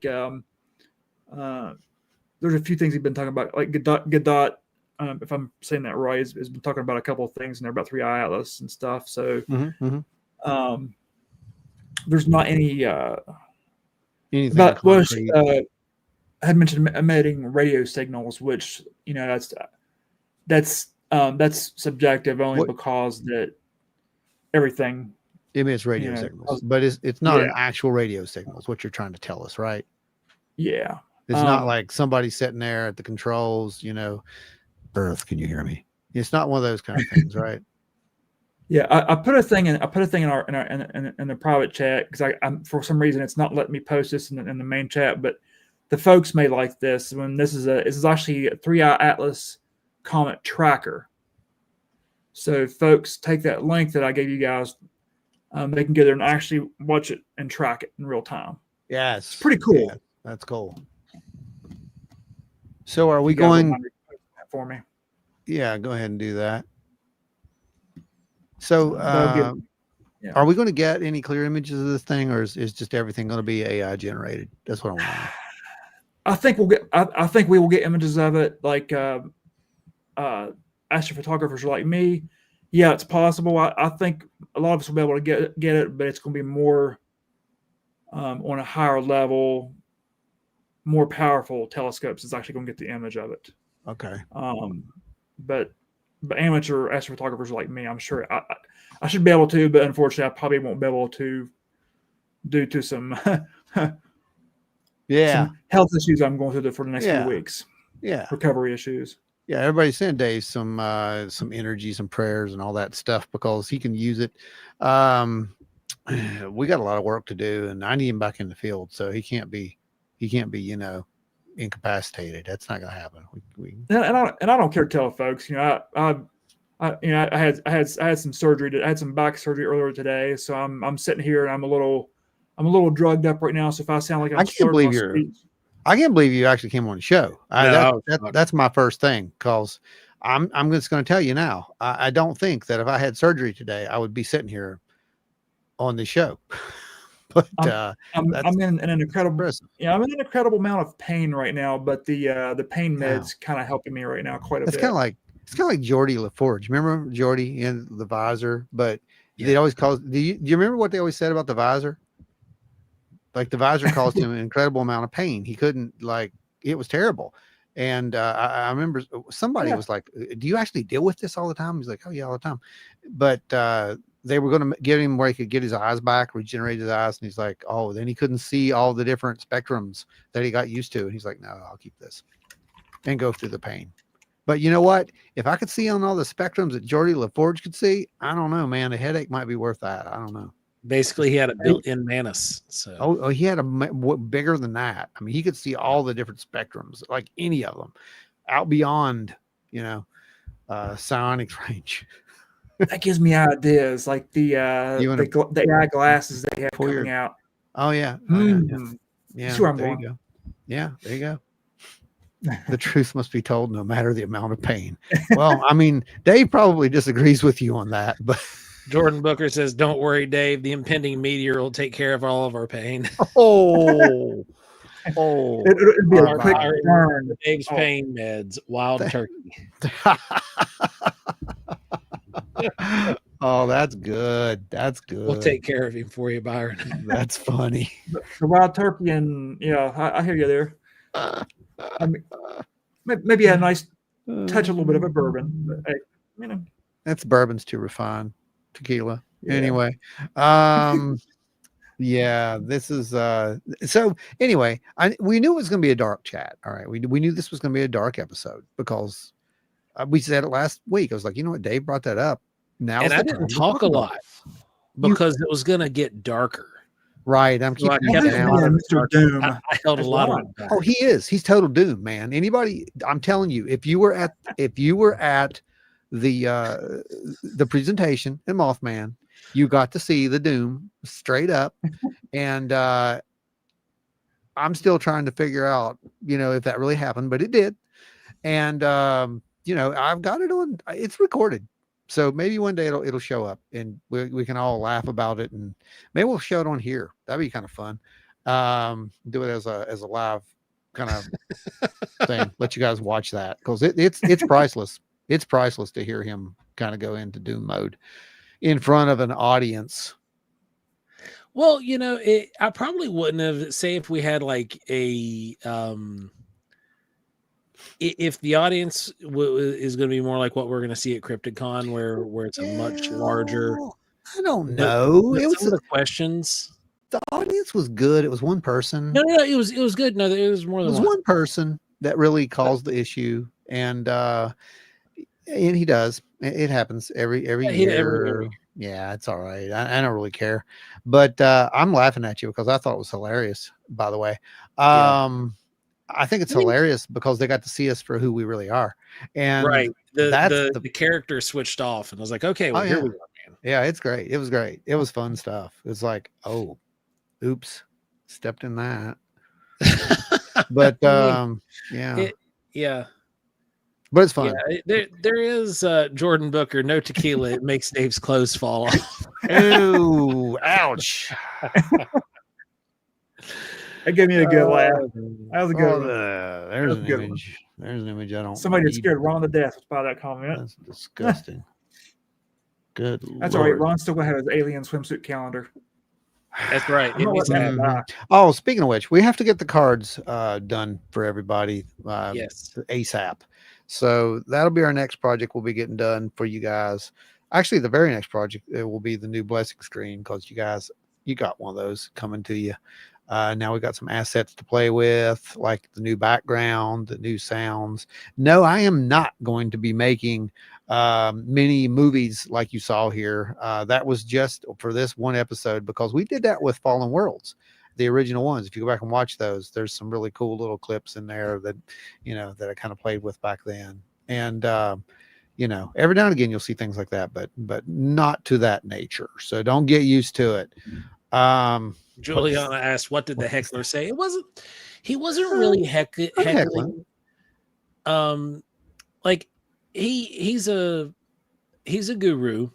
Like he's literally a philosopher. He's a philosopher. And he's real deep into philosophy. Yeah. And he was asking questions about these deep philosophical plans and ideas, and I just was blunt with him, and I told him, I was like, philosophy's lost on humanity. Nobody cares about philosophy. You have a small group. Well, I think that what really did it was when he said, "But we're more refined now." Oh, and yeah, we don't really, we don't really club the people to death in the city squares anymore, and the hanging. And you literally just without a thought, without thinking whatsoever. I did. It was without thought. You're exactly right. He was. And he says, "Oh no, we don't. No, we just hit one button now and kill billions." And I'm like, oh dear God. Yeah. I'm sorry. You don't want to get me talking on the topic of war. I have a very, it was interesting. It was an interesting conversation. And its broken nature at its core. And no, Juliana McGill, just you nailed it right down here. The bottom one. This is what it was. Guru or Gigo. Yeah. Yeah. He wanted to sound like super, super smart. And he wanted to sound super smart in a very spiritual way, because he knows that Ron and I are also very spiritual people, despite the fact that we pursue science as well. I don't have anything against the dude. I mean, no, I don't either. If he would have asked an actual question, that would have been great. But it was more of a presentation, like on his own. Yeah. And he was just kind of making a statement. But I'm sure he could have come up with something really good, because he has the intelligence there, obviously. Yeah, we had a great conversation with him 2 years ago. Yeah. And it was like an hour and 30 some minute conversation, and we could have kept going. but like it's like you said, it was performative, and he was using words that hardly anybody in the audience would understand. And oh well, someone liked the trailer. Thank you, Jordan. nice.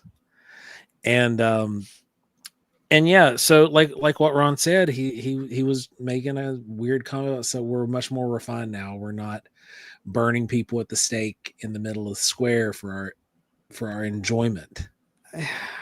We haven't changed. Humanity will, as far as it goes, I'm going to throw it back into Star Trek world again, because there was so much that you can learn from Star Trek. Yeah. Especially Next Generation. When Q put humanity on trial for the very first episode, which, by the way, 2 days ago was the anniversary. I don't know if you guys caught that or not. When Q put humanity on trial, it was because they were a grievous, savage child race. And I remember when they did that little thing and he said that, I'm like, this is the best show ever. And why I said that was because this is literally, Dave, you knew me at the time. This is exactly 100% what I have been saying since, God, I don't even know, before I met you. Well, heck, Ron, we've known each other our whole lives. We just didn't realize it. Yeah, well, that too. But I wasn't preaching about, the ills of humanity at the first time. But, after a while we would, obviously, in the band and whatnot. We did our little part. We tried to change the world. We tried to save the world. We did our thing. Now it's someone else's time to do it. And I don't think that there's any way you can do that other than just, to basically talk to people. Yeah. And you don't talk to them as in, I know the answer. Well, no, you have to talk to them, not at them. That's what I'm getting at. You got to sit down at a table and say, come on over here, sit down. Let's have some tea. Earl Grey hot. No, you have to have some tea, and you got to sit there and you got to chill out, and you got to pass these ideas around, and you got to be okay with not agreeing on everything. Right. And that, my friends, is the answer. And that's part of survival. Honestly, at some point in our past, that happened. The key to those kind of discussions is you first have to set the common ground and find the things that you can agree on. Yep. Yeah. And then once you have a common ground and you have an understanding, then you can start to move into some of the uncomfortable territory that, can push boundaries here and there. But you have to be able to go back to that common place that is safe, that is grounded, that is agreed upon. Jordan says there's nothing wrong with faith in reason or faith in science. There are two wings which elevate the dove towards heaven. No, you're exactly right. I have for years said that, in my opinion, to find God, you have to merge faith and science. When you find that in the middle, that is where you're at. And Ron just explained it to me. Like, think about it if it was your cat. And that girl was like, cats. Yeah. Space cat. We did have that conversation. Me and Beth had that conversation before this happened. And that's why she was laughing about it, because the girl literally brought up this weird analogy that only me and her had this conversation with about. And that's a good way to understand how non-human intelligence works. I was like, well, what did that look like? Well, you have cats, don't you? That's how it works. You listen to them, when they want milk, when they want food. They all have different little sounds that they make. Every one of those sounds means something. And when they get it right, they let you know. They run around in circles or they do something silly. Dave has cats. He knows this. Oh, yeah. It's communication. It's multi-species, cross-species communication. It's NHI. They are NHI. They are non-human intelligence. So when people say, there isn't any such thing as NHI, I beg to differ. We have cats. We have dolphins. We have elephants, right? Elephants are very intelligent. I think cats are aliens, honestly. I'm with you, Dave. They're totally aliens. They're up to something. They have a plan. Oh, yeah. Yeah. There's a worldwide takeover coming with cats. Yeah, probably. Actually, I'm going to be hugely disappointed if 3 Atlas is not a UAP or UFO, and it's not piloted by cats. Right. I want that. Well, I want that UFO scientist's portrait that she had with the cats and the lasers. Yeah. That was That's great. that's what we need. That's great. Um, but yeah, this episode we wanted to keep it a little bit more easygoing because we're a live audience right now. Yep. When it goes full Fallen Worlds, you guys know because it's going to release audio and it's going to be video accompaniment, and those get dark, but they're Right. also very informative, and they push boundaries. They cause you to question things. That's what they're designed to do, and it's interesting because we've had a lot of great conversations with people around this exact topic. And it's fun. Yeah, I get that. There are 4 lights. Jordan Booker says maybe that's why you all see the same orb on different spectrums. They're giving us multiple options to connect. You're close. Yeah. You're close. You're close. And guys, I think say from earlier that Julia and I gave me a good idea. It's like we have fun on the show too, serious topics, fun stuff.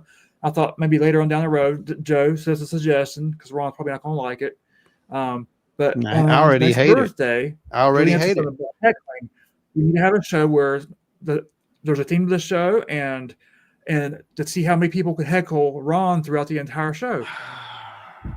Yeah. Oh man! Normally I'm the target. I don't know why. normally we make me the big soft target. So we did a serious show. You're welcome. You got it. So expect the normal nonsense next week. This one's going to be a podcast. That's why we kind of did that, just to let you guys know. So we'll be back to normal, whatever the heck next week's going to be. I got a feeling there's going to be some news though, right, guys? Yeah, kind of sounds like there's going to be some news. Well, there's one snippet of news that I shared, and it's from Lockheed, and we're going to show it next week because it's very pertinent. Yeah. There was another snippet of news that was pertinent to this episode, actually, which was pushing back humanity by another 400,000 years. That's right. They actually did. Yeah. Yeah. And, we just keep getting older and older. It's just crazy, right? But, I think we're going to figure it out one day, but we're not going to know what it means. I think that's the best way to put it. You're going to have these people who think that they know what it means and they think they have the answers, but they don't have the answers. None of us really have the answers. So it's okay to sit around and speculate and think about it. That's what we do. And again, we don't have to agree with any of it or all of it. I think over the next week too, for the next show or next 2 shows, really, the information with the comments coming through. Obviously, we're going to have a lot more information coming out over the next couple weeks on the comments. Yeah. Well, we're going to have some information on the comment, but we're also going to have some on the UAP topic coming up as well, I believe. Oh, yes. I don't know if you guys saw that. I'm waiting on it next. I don't want to do it this week. I almost scrapped this episode because of Borland stuff, but I want to wait till the next episode of Weaponized before we talk about it, because he's actually talking about the craft at this point. Mm-hmm. And man, if you ain't watched it, last episode of Weaponized, that's all I'm going to say. Y'all need to go watch that. You need to go watch that. R. Byron asked, would you guys be open to a charity outing? Like we put some money together and go out together. What are we doing? Let's just see. Just a round table. Yeah. I mean, that's kind of, man, a lot of what's brought in here through the show, it actually that's what our quarterly meetings are. Yep. Byron hasn't made it to one, right? Yeah, no, they're out too far out. They're like 6.5, 7 hours out. So it's a little bit of a haul. Yeah. But we need to do something up your all's way, because we do have a pretty decent audience up in like the kind of a northeast territories. So what we could do? Here's what we could do. We could maybe next year figure out a time to like not really do a workshop, but just do like some kind of a little cookout kind of thing or whatever. Oh yeah, man. Go up to that one way of the parks. Yeah. And just have the folks come over and chill out and have fun with us. We could go to Spruce Knob, and Dave could bring out the stargazing stuff, and we just cook out, hang out, have fun, have big conversations around a fire pit. I'd really enjoy that. There's actually, guys, it's something to consider up at that Spruce Knob. There's the oh, my mind's blanking right now, but there's the group camp up there. It has 8 campsites, and you can, I think, up to 50 people can fit up there, and it's private. Wow. So yeah, you can rent the whole space. It's about 1 mile up to the top of the mountain. It's a really awesome spot. Are you serious? Yeah. And there's pit toilets, so don't expect a shower. We're all going to stink together. Huh. It's a great little site. Well, I mean, it'd be great for a weekend, Friday and Saturday kind of deal. That's all we would need. And you can do field trips while you're up there to the Mountain Institute.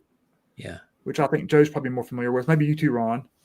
Huh. And then the Spruce Knob Tower, which you can also set up there a telescope and image from there, or shoot in general. That'd be kind of cool. That'd be just cool just to get out there with the scopes and the night stuff and do like some sky watching and. Or even if we couldn't get there, going out towards like one of the great upheaval zones where you got those really high points. Yeah. Mm-hmm. A little further east.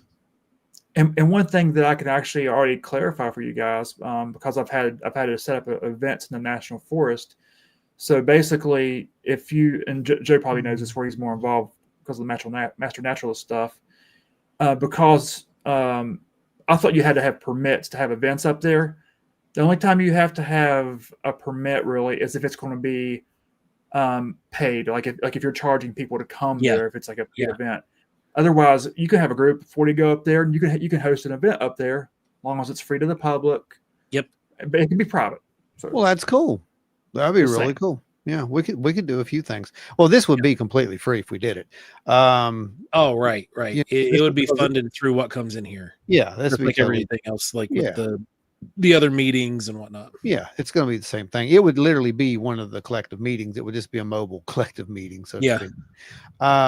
Yeah, we don't need answers. We need questions. We need healthy debate. We need conclusive facts, but we also need theories. And yes, that right there is the fact. And we can't run away from theories, and we can't make fun of people with theories, and we can't laugh at everybody and think that we know everything. And we got to get rid of the ego. That's the problem with humanity. Ego. Yeah. See, I just went off too. Sorry, Joe. You're not wrong, man. I mean, it is what it is. Well, it is what it is, and that's a fact. And I think that's what you're seeing here is you're seeing a group of people who actually want to be here, and they want this conversation. They want to have these conversations. We saw that at Mothman.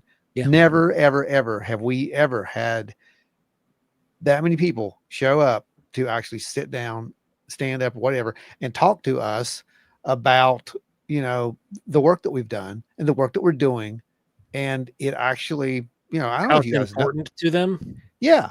And what's really weird is you guys don't get this, but we don't do this for that. We do this for us. And the rest of you just kind of came along and was like, you know what? I like that. And so now we do it for you. But when we started this, it was just us. Because our own curiosities needed satiated. That's all it was. And now it's like, well, the more people who start kind of wanting to know more about it, it's like, you know what, this has become our job at this point. And it's just to go out and kind of try to have that conversation and maybe show some stuff. And the stuff that we're going to be showing, I mean, you saw some of it. I hope you keep a circle. Wouldn't that be cool? Yeah. I'll tell you what. We've got some stuff coming up in the near future that you're going to get to see, and I think you're going to like it. Yeah. And the little trailer was just a snippet of some of the stuff, the assets that you're going to see unleashed at this point. So expect the unexpected. We've got a lot of work that needs to still be done, but we're going to do some cool stuff. And between this year and the middle of next year, I think you're going to see some stuff. Okay, sure. Let's do it. I know. Hey, everybody. All right, kids. Get your guesses in. Here we I'm throwing 'em go. Everybody's them up. ready by popular demand. It is time for our To psychic strike up the band. test card. I don't have a segment for this yet. Give me next week. We'll have one proper. But here we go. This is our psychic test card. We're now going to be trying to do this, all of us together, right? So let's see if we can do a little precognitive guessing here and see who can get this thing, right? So I always tell people one of the best ways to do this, if you haven't done it, is to basically just, close your eyes for a second. Take a few deep breaths in and out, and just do that a couple of times, maybe 10 seconds worth. Open your eyes up and just scan those cards. And at one point, your eyes going to be like, I got to blink. And when you blink, that's the one that you want it to be on. Like I just blinked. I know which one I'm looking at right now. I'm looking at I'm looking at wavy lines. I'm looking at bacon. That's what I'm looking at. I'm looking at bacon.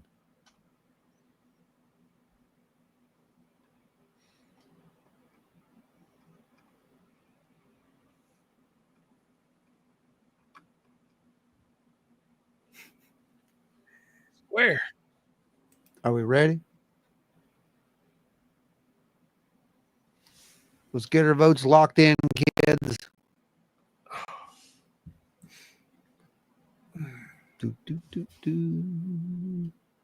What you call, Dave?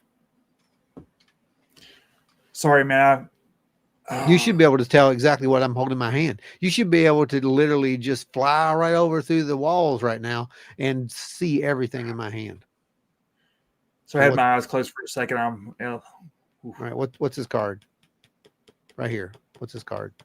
First thing comes to your mind. Don't think. You're thinking. That's not good. You don't think. You got to, boom. What is that card? Just like that. Boom. Ooh. Yeah, you're thinking. All right, Joe. What's that card? Square. Good man. I can't really see, to be honest with you. Dave has gone blind, everyone. I'm cross-eyed right now. I think we're going to need some miracles, y'all. We're going to need some I'm miracles. medically cross-eyed right now tonight. All right, anyway. Here we go. I'm going to flip it. I think it's going to be a squiggly line, bacon to the rest of you folks. It's not. Circle. Who got the circles? I saw a bunch of them out there.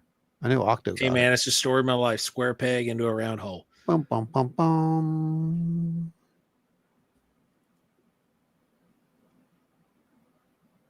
All right, let's see what we got. We got Octoman had circle. L.R. Miller had circle. That's one. Jordan Booker had circle. Look here. See? Look at that. Look at that. Look at that. Look at that. We had 3 people on the same wavelength right there. Nice. Nice. See that? Just like that. All right, one more row. Go for it, guys. I think honestly, get him in. Here you go. When I tap this, you're gonna know what it is. Boom, just like that. Choo, it came right to me. How about you? Did it come to you? Bacon. I saw a cross. I saw a plus. That's because October 6th is coming, Ron. That's why you saw a cross. Not it's again. the rapture. It's on its way. Oh, it got delayed again. I saw that. because God forgot we were don't use a Julian calendar. Yeah, God forgot. That's right. Because that's what God did. It was a clerical error on behalf of the Creator. I tell you, man, I can't. Don't get me started on humanity. Okay. Let's just say Q is right and leave it there. All righty then. Here we go. Here we go. Here we go. Come on, guys. And by Q, I mean Delancey, John Delancey, Star Trek Next Generation. Because, you got to kind of clarify things for idiots today. See, I started to say stupid people, but I didn't. I said idiots. It's much better. Yeah, that's right. Because I know these people aren't. These are our friends. All right. At least some of them. Some of them are clones. Got 'em. All right, here we go. We got him in. Let's do it. I see a plus. Look at that. Circle again. What's what the are the odds? I don't know. The odds are if one of these guys who said circle before got it, I think we'll be interested. No circles. Oh, not a 1. No circles. Check that out. So we're all miserable failures tonight. We are. Let's just see. Oh, there it was. Bacon. I There we can't are. end the night without bacon. That's just how it is. Right? Right. I So like the Dot's comment. Zen night. Yeah. okay. That's good. I can go with Zen. Yeah. All right. That's cool. That works for me, I guess. Anyway. Or Ron is a magician. And no. I've actually, when I was a kid, I practiced tricks, magic, and all that stuff, but I couldn't get it to work. I got a couple people fooled, but then they all ran and screamed that one time I pulled my finger off. I don't know. Anyway, you guys, it was an interesting show. Like I said, Yeah. Good times. go back and watch it. I know we had some audio issues, and Yeah, that first hour should be fixed on the upload. so we're gonna see. It sounds good here, so I'm Yeah. hoping that the levels will be right, so you guys can go listen to it on the podcast. It won't be on video, unfortunately. This is all we got, but you will get to hear it on the podcast, and it should sound a lot better that way. Like I said, next week we're gonna be going a little bit more UAP stuff. We're gonna be back into the UAP world, boys and girls, because apparently you guys like that stuff. I don't know why. It's not going away anytime soon. Yeah, probably. We'll still be talking about our rocks. Don't worry, because Dave's gonna be giving us a heads up and letting us know where to look. Dave, have you managed to image anything at this point, or real quick? Not on the comments that are coming, not yet. Only because that tonight, well, October 2nd, there's some are visible, well, by telescope. Well, I mean, tonight. Obviously, right now you're not doing anything. Yeah. But do you have plans to image some of these? I'm hoping to. Lisa is going to help me set up my telescope because I can't lift anything heavier than a milk jug. So, on certain nights I can. Because like this weekend, actually, we have some like folks that just like to get out and just look up, regardless if the telescope or not. It's supposed to be very dark in the weekend. Okay. Friday and Saturday are supposed to be nice. Really? Yeah. Okay. Well, that's good. All right. So hopefully, we'll get some, maybe have some images by next week. I know you did get a really good image of Andromeda, right? Yeah. I absolutely, I don't know what it is. I love that galaxy. Absolutely love it. It's fun. Well, that's probably your home. So here's the thing. Next week, let's show that to these folks because it's good. I've seen your processing. It's really good. You're not going to see it here, but trust me, guys, go look at Dave's work. I mean, it's amazing. Apparently somebody has been. They said get Dave to do some synthy soundtracks for a trailer. Well, I mean, he does. He does. If you listen to any one of them, the beginning of Wild and Weird Radio, the podcast. That's all, Dave. If you listen to any of the past 3 years of Wild and Weird Radio, while we're talking, that background music that you hear is Dave. Dave. Well, it's light. Yeah, but it's moody. That's Dave. That's me, and that's David Deweese. That was Relics. That was our band. We made all that. We did that. We made our own music. We did everything in house, and we just like to make more work for ourselves. But now we don't. 3 hours.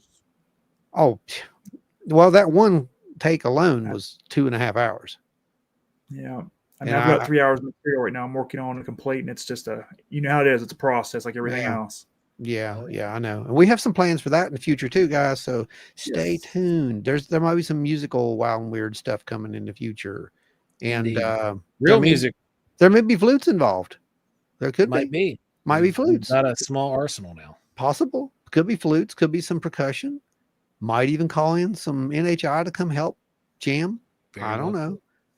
I don't know what it's going to be, but we are working on something, and hopefully we'll have that out in the future for you guys. We'll figure out some way of distribution. Yeah, some distribution plans for it, but we'll keep you up to date on all that stuff because we got so many other things that are coming up here soon.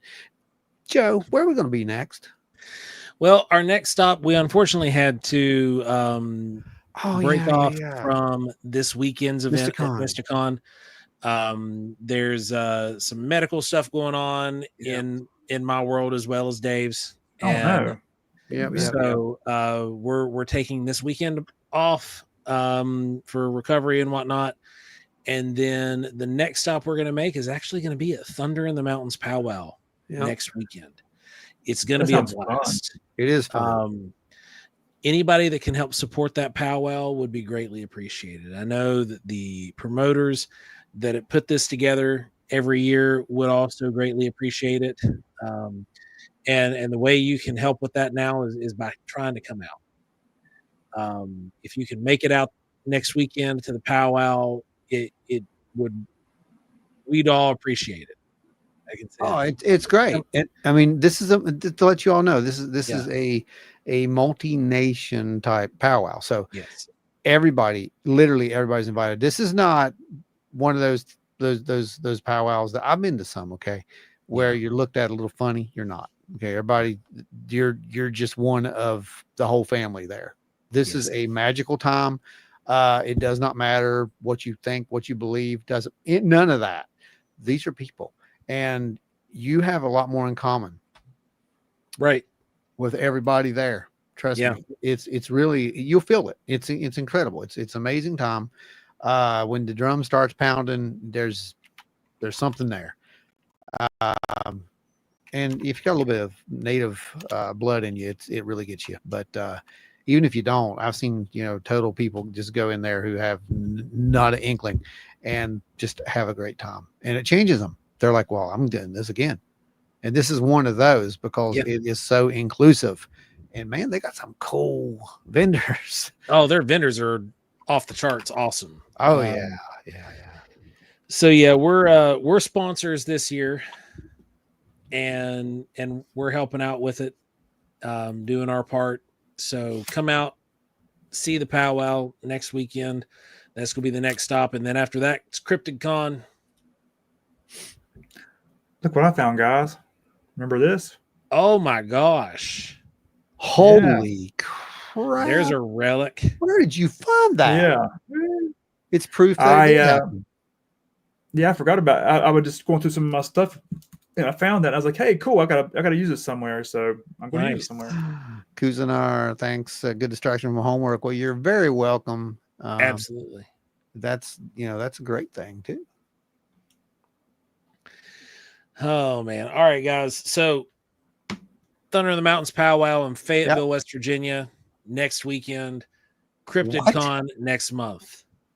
Ashley, you're a little late. What is this? Just a little late. What are you doing? What? Are you for real? It's okay. Ashley, shame. It's okay. The audio and video were kind of weird at the beginning, so don't even go. If you want to watch it, you can. But I hear that it got a little choppy, and we think that it's those darn Fortnite players. We're pretty sure that's what it was. I checked StreamYard servers, and they were maxed out. So, all right, guys, we appreciate y'all hanging out with us. Come see us out in the wild. It will be worth it. You'll have a blast. We can guarantee that much. You just come hang out at our booth or something. That's where the party's at anyway. Just don't bring up philosophy. Unless you want to have the conversation. Don't bring up philosophy. I'm fine having the conversation. Bring cookies. Cookies are good. See? Cookies are really good. Cookies. Bring your goulash. Donut? Yeah, Joe, bring your goulash. That's what you need to bring. Oh yeah, right. Yeah, that'd be good too. I'm just really got the hankering now for like a big potluck. Just food. Yeah. Well, see, that's what we needed to do to end the year out with. Yeah. For the collective. Because October, guys, by the way, October, for those of you guys who are still here, I know got like 24 of you still. October, really, really bad month to try to get the collective meeting. Well, I talked to a lot of people, and there were a lot of schedule conflicts for October. So we're going to bump it, and we're still having it. It's just not going to be this month. We're going to get with you and let you guys know as soon as we get that rescheduled. We're all going to get together. We're going to see each other before the end of the year. Probably going to be sometime in November. But we're going to see you guys. We'll have the meeting. It's going to be a thing. So till next Thursday at 8 p.m. Eastern, when we go back to Wild and Weird Radio Live, remember, don't ask us about philosophy, or else you're probably going to get your feelings hurt. Don't Stay sign off. wild and weird. Don't sign off yet. Now I need you to fake an ending for the radio so I can cut in. Oh, yeah. Okay, so guys, enjoyed that. All right, everybody, here we go in 3, 2. Thanks for hanging out with us, everybody. We appreciate each and every one of you guys for listening. Remember, if you're listening to this in audio land, join us over at our YouTube, Wild and Weird WV, to catch the beautiful video accompaniment that goes along with it. There's a lot of work that's put into it over there. It's very snazzy, so you won't be disappointed when you go check it out. And remember, if you want to catch us out in the wild, your best bets for the rest of this year are going to be at Thunder in the Mountains Powwow in Fayetteville, West Virginia, November the 11th and 12th. And then No, it's October. It's October.